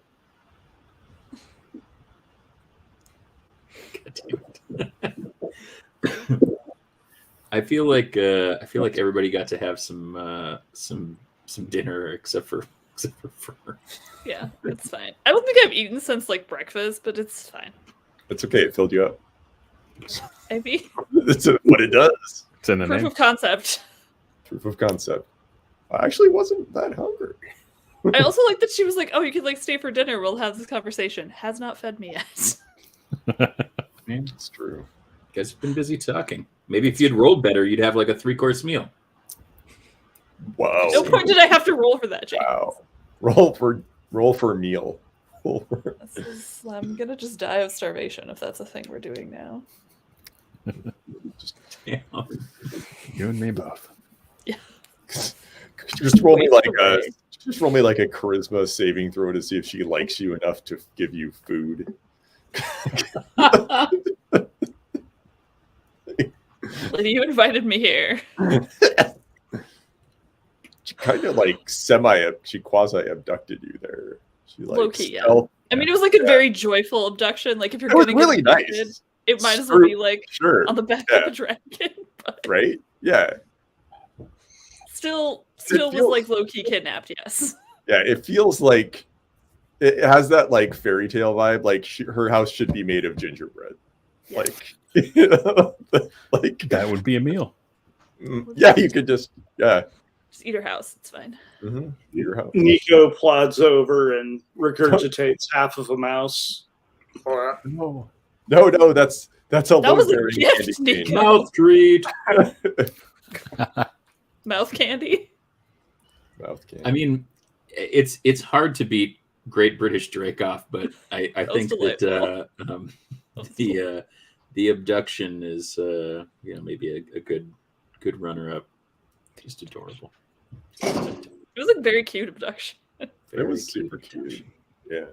You're gonna tell everybody, everyone's gonna be like, that sounds really nice. Like, even if she like messes you up, we're gonna be like, it sounds charming. What a charming abduction. Show up like with a black eye. But... Are you sure you didn't do anything wrong? I don't think she doesn't sound like someone who would do that. I feel like I still need to channel Ferdinand a little bit more, but there's something lovely about Ferdinand being like his own cook and trying to like make it seem like he has a staff that just struck me as like very Ferdinand. It is very Ferdinand. It's also really fun to visualize all of these things happening because Ferdinand is like 8 feet tall and like 400 plus pounds. He's not a sneaky boy. Ridiculously large. Like I always narrate him as sitting on like 3 stools because he just needs like the sort of support. And so like just to see him, this like very like well-meaning and humble, like massive giant. I really liked his like half-assed menu where he was like, "Oh, what can I put on here?" I also was like, "Oh well, I'll have Ardog like kind of roll for this to see like what he thinks of it," and I just like rolled so immaculately that it was just kind of like, "Oh no, he totally buys this." He's having a great time. This is the best dinner he's had in weeks. No doubt. Getting to talk Bolstros he's pretty happy with that. Yeah. So Highland is one of the better dinner partners you're going to get in Drakewind Ball. So yeah, you got Ferd there. It's great. I was really tempted to minor illusion a fake kitchen fire just to like mess with Ferd a little bit, but I was like, nah, Highland wouldn't do that. He likes Ferd too much. But I also imagine that because it was never specified anything more about the hard roll sandwich, so I really imagine it being a hard bread inside softer bread situation. That's beautiful. Yeah. I just love the idea of you starting that fire and Ferdinand being like no, the chef will take care of it. And you'll be like, oh no, don't worry about it. The chef will take care of it, and him just being like. That's what I was gonna do it. Like when he was like having the fake conversation after getting complimented, like my compliments to you. Oh, good job, like kitchen fire. Sure. Joel, how's Becker's work-life balance? Unbelievable. Just when you said you wanted to go talk to him about time off, I was just like, I can't not do this. I was thinking it more of just like, could I work, like, are there jobs to do over here instead? Yeah, I know, but once you said that, I was just like, we're blurring the lines between fantasy and reality here as much as I humanly can. Not that I would ever make commentary about anyone's employer. This is not about that. Nope. Unless you're Bryant Lake Bowl. Unless you're Bryant Lake Bowl. Okay, fuck you. No Bryant Lake Bowl in Drakewind Falls. Yeah, I don't know. Other things you guys are curious about, favorite moments, least favorite moments, challenging interactions.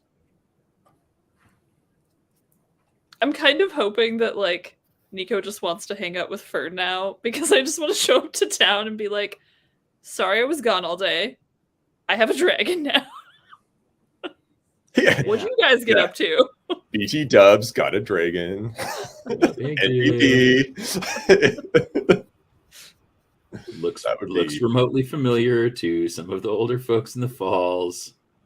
Definitely not. Oh no, I'm gonna put a disguise on him so they don't know it's him. Mustache. Talk to Joel for that. I'm gonna make him a hat. Big mustache. Big... Pretty much, I feel like Or I'm just gonna dress him up like a really big horse. Please do that. Please, legitimately. absolutely. I will give you my inspiration to help you succeed on the roles. Just you have to like Right. auditory illusion like horse sounds because he's a dragon and he can't make I can them. do that. I got my illusion. I can make horse sounds. Mystery solved. That's how we're gonna get. That's how we're gonna get Nico into the Falls undetected. That was the other thing I was really tempted to do, is to like minor illusion a bunch of voices being like, also my compliments to the show.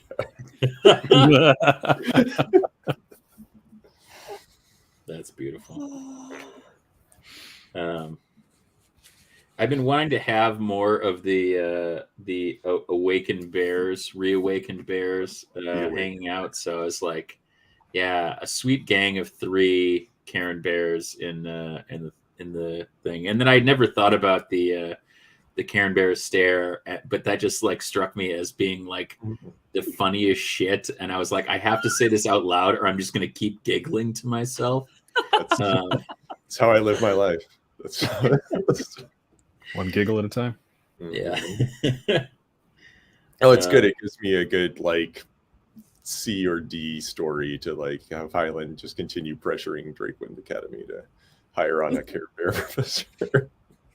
Heck Like, yeah. And then they do, and then he just wanders off because that's what they do. They just kind of wander around. A Karen Bear and a Panda Folk, which Ardad was super pumped about.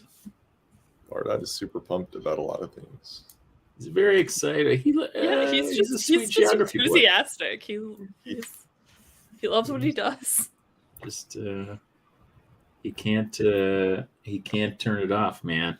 He strikes me as one of those like very genuinely excited people who are also like extraordinarily boring. Like that sort of like, you know, I hate to admit it, but I had an extra square of chocolate for dessert last night. You know, like Usually, I only lock myself 2, but I had yeah, 2 1/2. yeah, exactly. Yes. I put precisely 1 crystal of sea salt on it before eating it. I had a peanut M&M instead of a regular because I was feeling nutty. Yeah,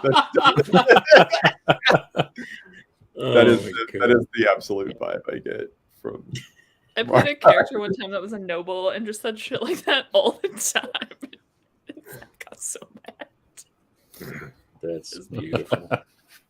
Do you know what they put under my mattress the other day? A pea. Can you believe it? Yes. I haven't slept for weeks. So good. Oh my gosh. I was also fully prepared for what's her name to give her like the birds and the bees talk when she was talking about death. I was like, I don't. Lady, No, I I know just, about you know, birds. like all of you did such a great job like fleshing out your player characters and sharing like player history, and without, you know, kind of giving too much away. Like I thought that I've been trying to, whether it's by accidental sending stone or whether it's by exposition about the birds and the bees by an old lady, I wanted to kind of bring some of that in, and I think that everything that you added, even though you couldn't remember your mom's name, which I was like, I said that out loud, and I just saw this like completely blank look on your face, and I was like, oh, this is I'm gonna have to. I have to get I more. couldn't remember it at all. Like I knew that I had like made this character, and I knew like she was my mom and like what her jam was, but I could not remember her name. The whole middle of the episode is just this like weird standoff between you and James, where it's like, oh, yeah, I know her name, but why don't you tell me? Yeah, I just want to make sure that you know it. Like I You know. can call yourself a Drakewind, you know, like. I'll let you roll history to remember your mom's name. Oh, I don't need to roll history. I remember. Maybe you don't. You don't. Why don't you roll history? Sorry, Mom. That's beautiful. Yeah, I don't know. I was just pretty geeked to have Bolstro show up in my little map. Like, dude, the map is beautiful. I've been waiting for a good excuse to show it on stream, and I was like, oh, well, he met Professor Yorn, or like, you know, re-met him, and I was like, oh, he should have dinner. Like when we were playing last episode, I was like, oh, he should have dinner. And to me, I also think of Professor Yorn kind of like Papa Weasley. Where what exactly is a rubber duck for? You know, like I just picture him like you said, kind of extraordinarily interested in incredibly mundane things. And so I kind of love the idea of him just like asking you about the most kind of mundane geographical detail of something that he's already like kind of extensively mapped, but it's pretty well known in Multiverse City, or not. Like it's been mapped. It's around. It's been around. It's like, can you fill in this map for me? I'm like, you can buy one. Like, I don't know. Like, sure. Pretty much it, man. Shit, this is city. You should just start putting stuff on there that's like not real. It's tempting, but also like I feel like Highland knows where like a bunch of just like weird shit that Highland likes is. Yeah. So he's like, here's some weird shit that Highland likes. This bench is really good. Like you circle it. Like, it's a great bench. It's the best bench there. Best bench in town, except between 7:37 and 7:45 in the Southern is. But I did love that, like, you know, that that Highland offered up that, you know, if you're going, people think that they should go to the Grand Market, but like really, if you're interested in getting things that are, you know, kind of more of the place, going to the Bakari is like a much more appropriate district for people that like live there. Yeah, I want to go to Times Square for dinner, you know. Let's go to Flavor Town. Woo! But yeah, oh man. I also just trying to like keep up with your guys' chat. There was so much funny shit in the chat today. I missed the whole Tingleverse until I scrolled back up, and that just like cracked me up.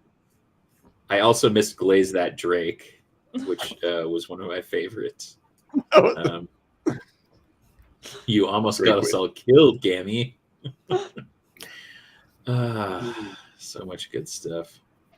I know Granny's not a werewolf because there's no lycanthropes in this. That's true. Well, I mean, they're on the document. They're all in Bryant Lakeville.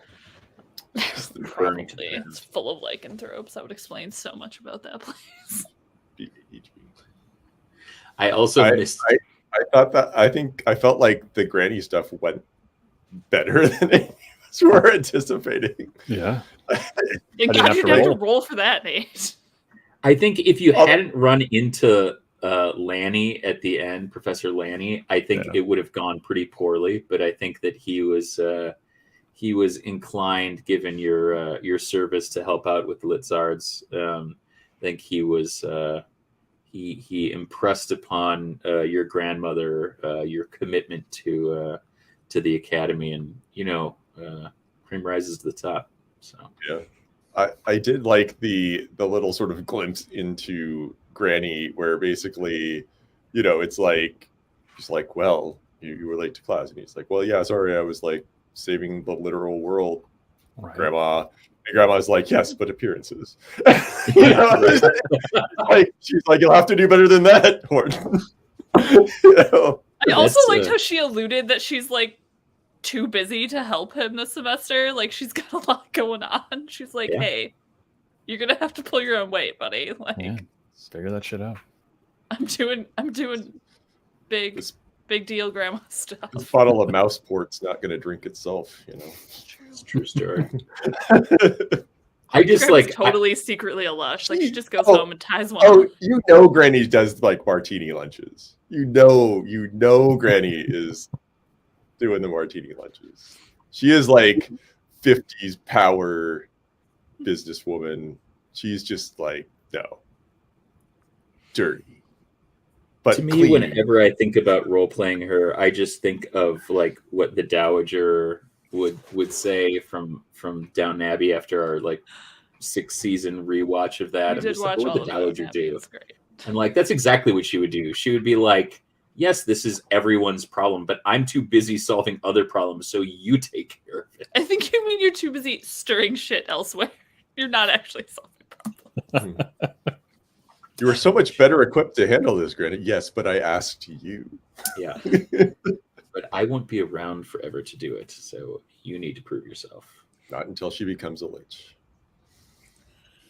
Of course, I remember your mother's name, but do you remember your mother's name? Her phylactery is just a gin bottle. Hell yeah. Hell yeah. That would be dope as hell. I would be into it. Gin Granny Lich. I'm here for it all the way. All the way. Hell yes. So Becker finally gets Like Patron. I mean, Becker gets the work schedule that he wants, which is convenient. We didn't even have to unleash Bruce the Bobcat. You know he'd be scary in D&D world. Like I said in the chat, he'd be like a displacer beast or like a were bobcat or something. yeah, no shit. Dire One of us Bobcat. will be a regular bobcat. One of us, if one of our characters dies, we have to come back as a druid. Like this. Just so we can summon forth. So we can summon Bruce or become Bruce. Yes. This Bobcat got to be like quarter CR. You do that low. Bobcat. Probably. Easy. It's easy. Oh man. Oh wait. Any other questions or things that came up that you were not anticipating, or things that you're looking forward to for the next episode? Looking forward to talking to maybe Terry, but also Alan can't see through a sending stone. Nope. Visual learner. Also, I just given out sending stones like candy now. So I feel like they are a very functional item. I don't think that they're like a super secret thing. I like them being like the burner phones of D&D. Like, very into it. Like you can talk to a lot of people. You can stay in touch with a lot of people. You have to carry a bunch of fucking rocks with you. Like you can do it. I mean, that's basically like what I was implying, that your dad has so many that his tight ass pants just wear those little markings off, and he can never tell who he's supposed to be talking to. He's got bigger things on his mind. Yeah, gotta start keeping them in your front pocket, then. I like that Fern has a sending stone now and probably doesn't know how to use it, and it's probably going to constantly be like when your friend gets an iPhone and is like, "How do I do this?" It won't stop beeping. Guys, It's stuck in landscape. I don't know. My alarm's been going off for 9 hours. this is the best sit bench. Best sit right? bench. I like to tell you the best sit bench for sure. It's a good ass sit bench. Mm-hmm. Horton, or Becker, any last ponderings? Quanderings, if you will. I just got notes for next time, which include finish homework and sleep. Also, tell friends about Weird Dream. Yeah. How much about your weird dream are you going to divulge, though? Are you going to tell us all of it? Or are you going to just like, is it going to just be like bits and pieces? We'll see how much he remembers. Yeah. We'll see if he sleeps or gets more exhaustion. Oh, God. It's hard to remember if you're rolling history at disadvantage. Yep. Poor Horton. I'll just have to die, and then I won't have exhaustion anymore. Come back as Bruce the Bobcat. Oh, that's the wrong game. Oh, jeez. Oh, That jeez. is a silver lining. You're not exhausted in both games anymore. Yes, this is true. every once in a while I'll be talking to Ben and I'll be like, oh yeah, and then this happened, and he'll be like, oh, I did that in DNO last week, and I'm like, mother. It's like, no more sharing. We can't share any more about anything that we intend to do, because Ben every once in a while will like unleash something that I'm like, okay, so I'm planning on doing this in a couple sessions, and then I'll be like, hey, how did DNO go? And he's just like, oh yeah, this happened, and then Nate got exhaustion. And I was like, what? I was like, I just gave him exhaustion. To be fair, we have been exhausted on DNO for like 6 episodes or something. It's been months. We were getting run ragged. Now we're wrecking house. Literally. Are you playing with the rules where you have to be like in a place of comfort to actually get rest? No. No, It's kind of like when he remembers. Like, Okay. did we rest? He'll just kind of be like, all right, so it's like a day later, and we're like, okay, I guess we rested. It's cash. It's super cash. It's super cool. Dang it, Super cash. We played Tomb of Annihilation with the like you had to be in a place of comfort to actually take a rest, to actually be able to like heal, and there is nowhere comfortable and not scary in Tomb of Annihilation. I was gonna say, it's like, are we in a restful place? Like you're in a place called the Tomb of Annihilation. No, Right. Like you have found, at this point fought a dinosaur and a giant birdman who snatched one of your friends and dropped him off the edge of a cliff. Like, no, there's nowhere safe to take a nap. Wait, did you kill the giant birdman? No, he just dropped somebody off a cliff and then flew away. Oh, that's too bad, because that'd be a nice feather bed. It would be. It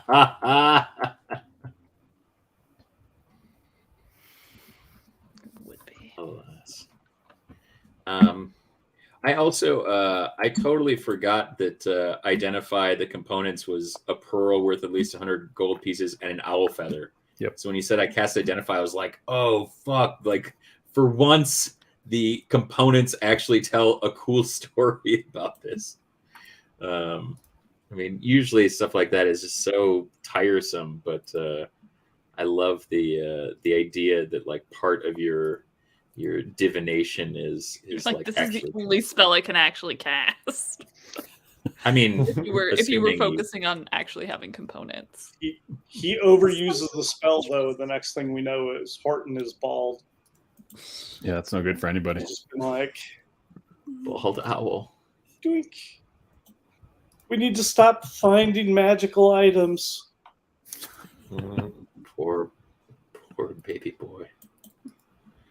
All right. Well, any other parting thoughts? Feeling good? Good. It was a great session. I was really thought that there were some really great role play moments for everybody, and Nate and Christy did not disappoint on those roles. So always Stoked. a pleasure. Might have a neighbor. If Becker remembers. This He floor is remembers as good and as wants any to. floor. It's whatever. I was not stressed about it. And now that he has better work-life balance, The real question is, will he get back there before Moody locks up? I feel like Moody's he's a night owl. I mean, not literally, he's like night minotaur. Yeah, I feel like there's. You already had him yawning, and Well, I mean, he had to cook a lot more in the evening than he usually does. Usually just sits at the bar and pours drinks. At least he didn't have to put out that fire.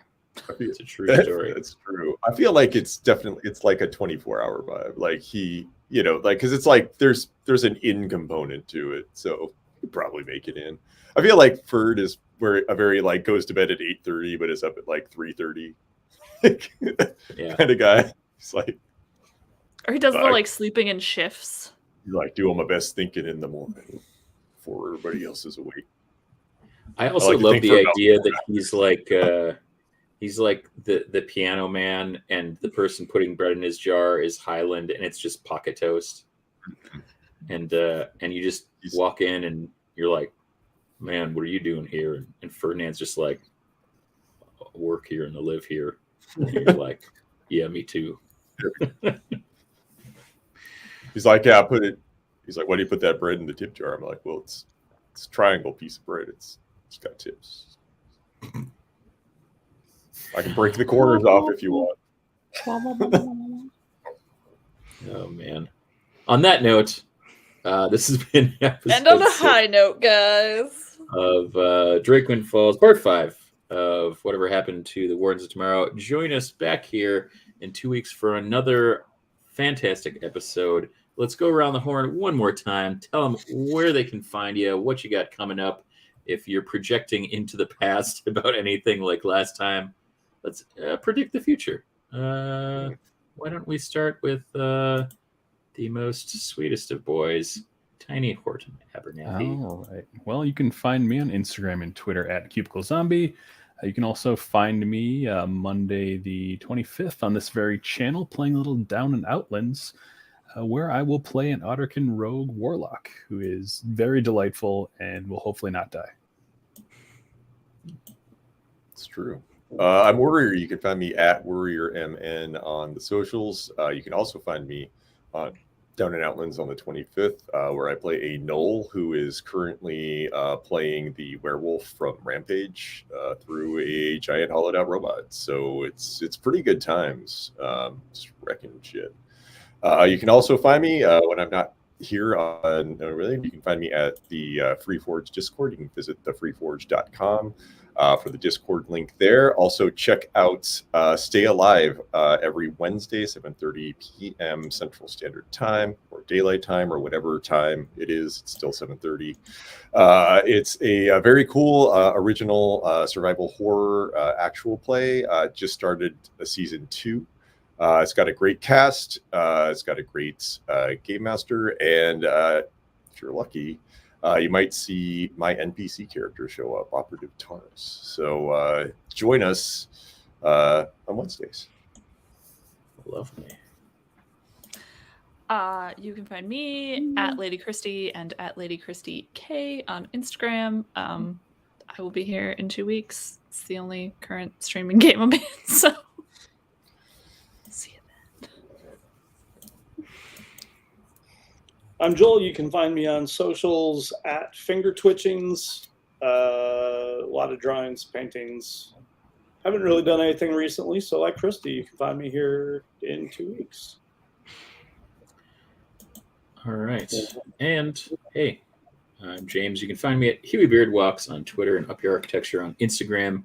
You can find me here in 2 weeks, and you can find me playing as a Trandoshan that maybe kills people live on the HoloNet in our Bounty Hunter Star Wars game, Scum and Villainy, which is going to be releasing its first episode quite soon. We're doing a trilogy with our characters from Extra Life. As always, you can find us here every other Saturday, streaming on twitch.tv/KnownWorldUnited. You can follow us at Drakewind and at Known World Unite on Twitter. Check out our Extra Life team by going to extra-life.org or following the link in our socials to donate to help support Gillette Children's Specialty Healthcare here in Minneapolis, St. Paul. As always, we're playing in Drakewind Falls, which is a setting created by Microscope, created by Ben Robbins. You can find more of his wonderful games and catch up on what he's doing at lamemage.com or following him on Twitter at lamemage.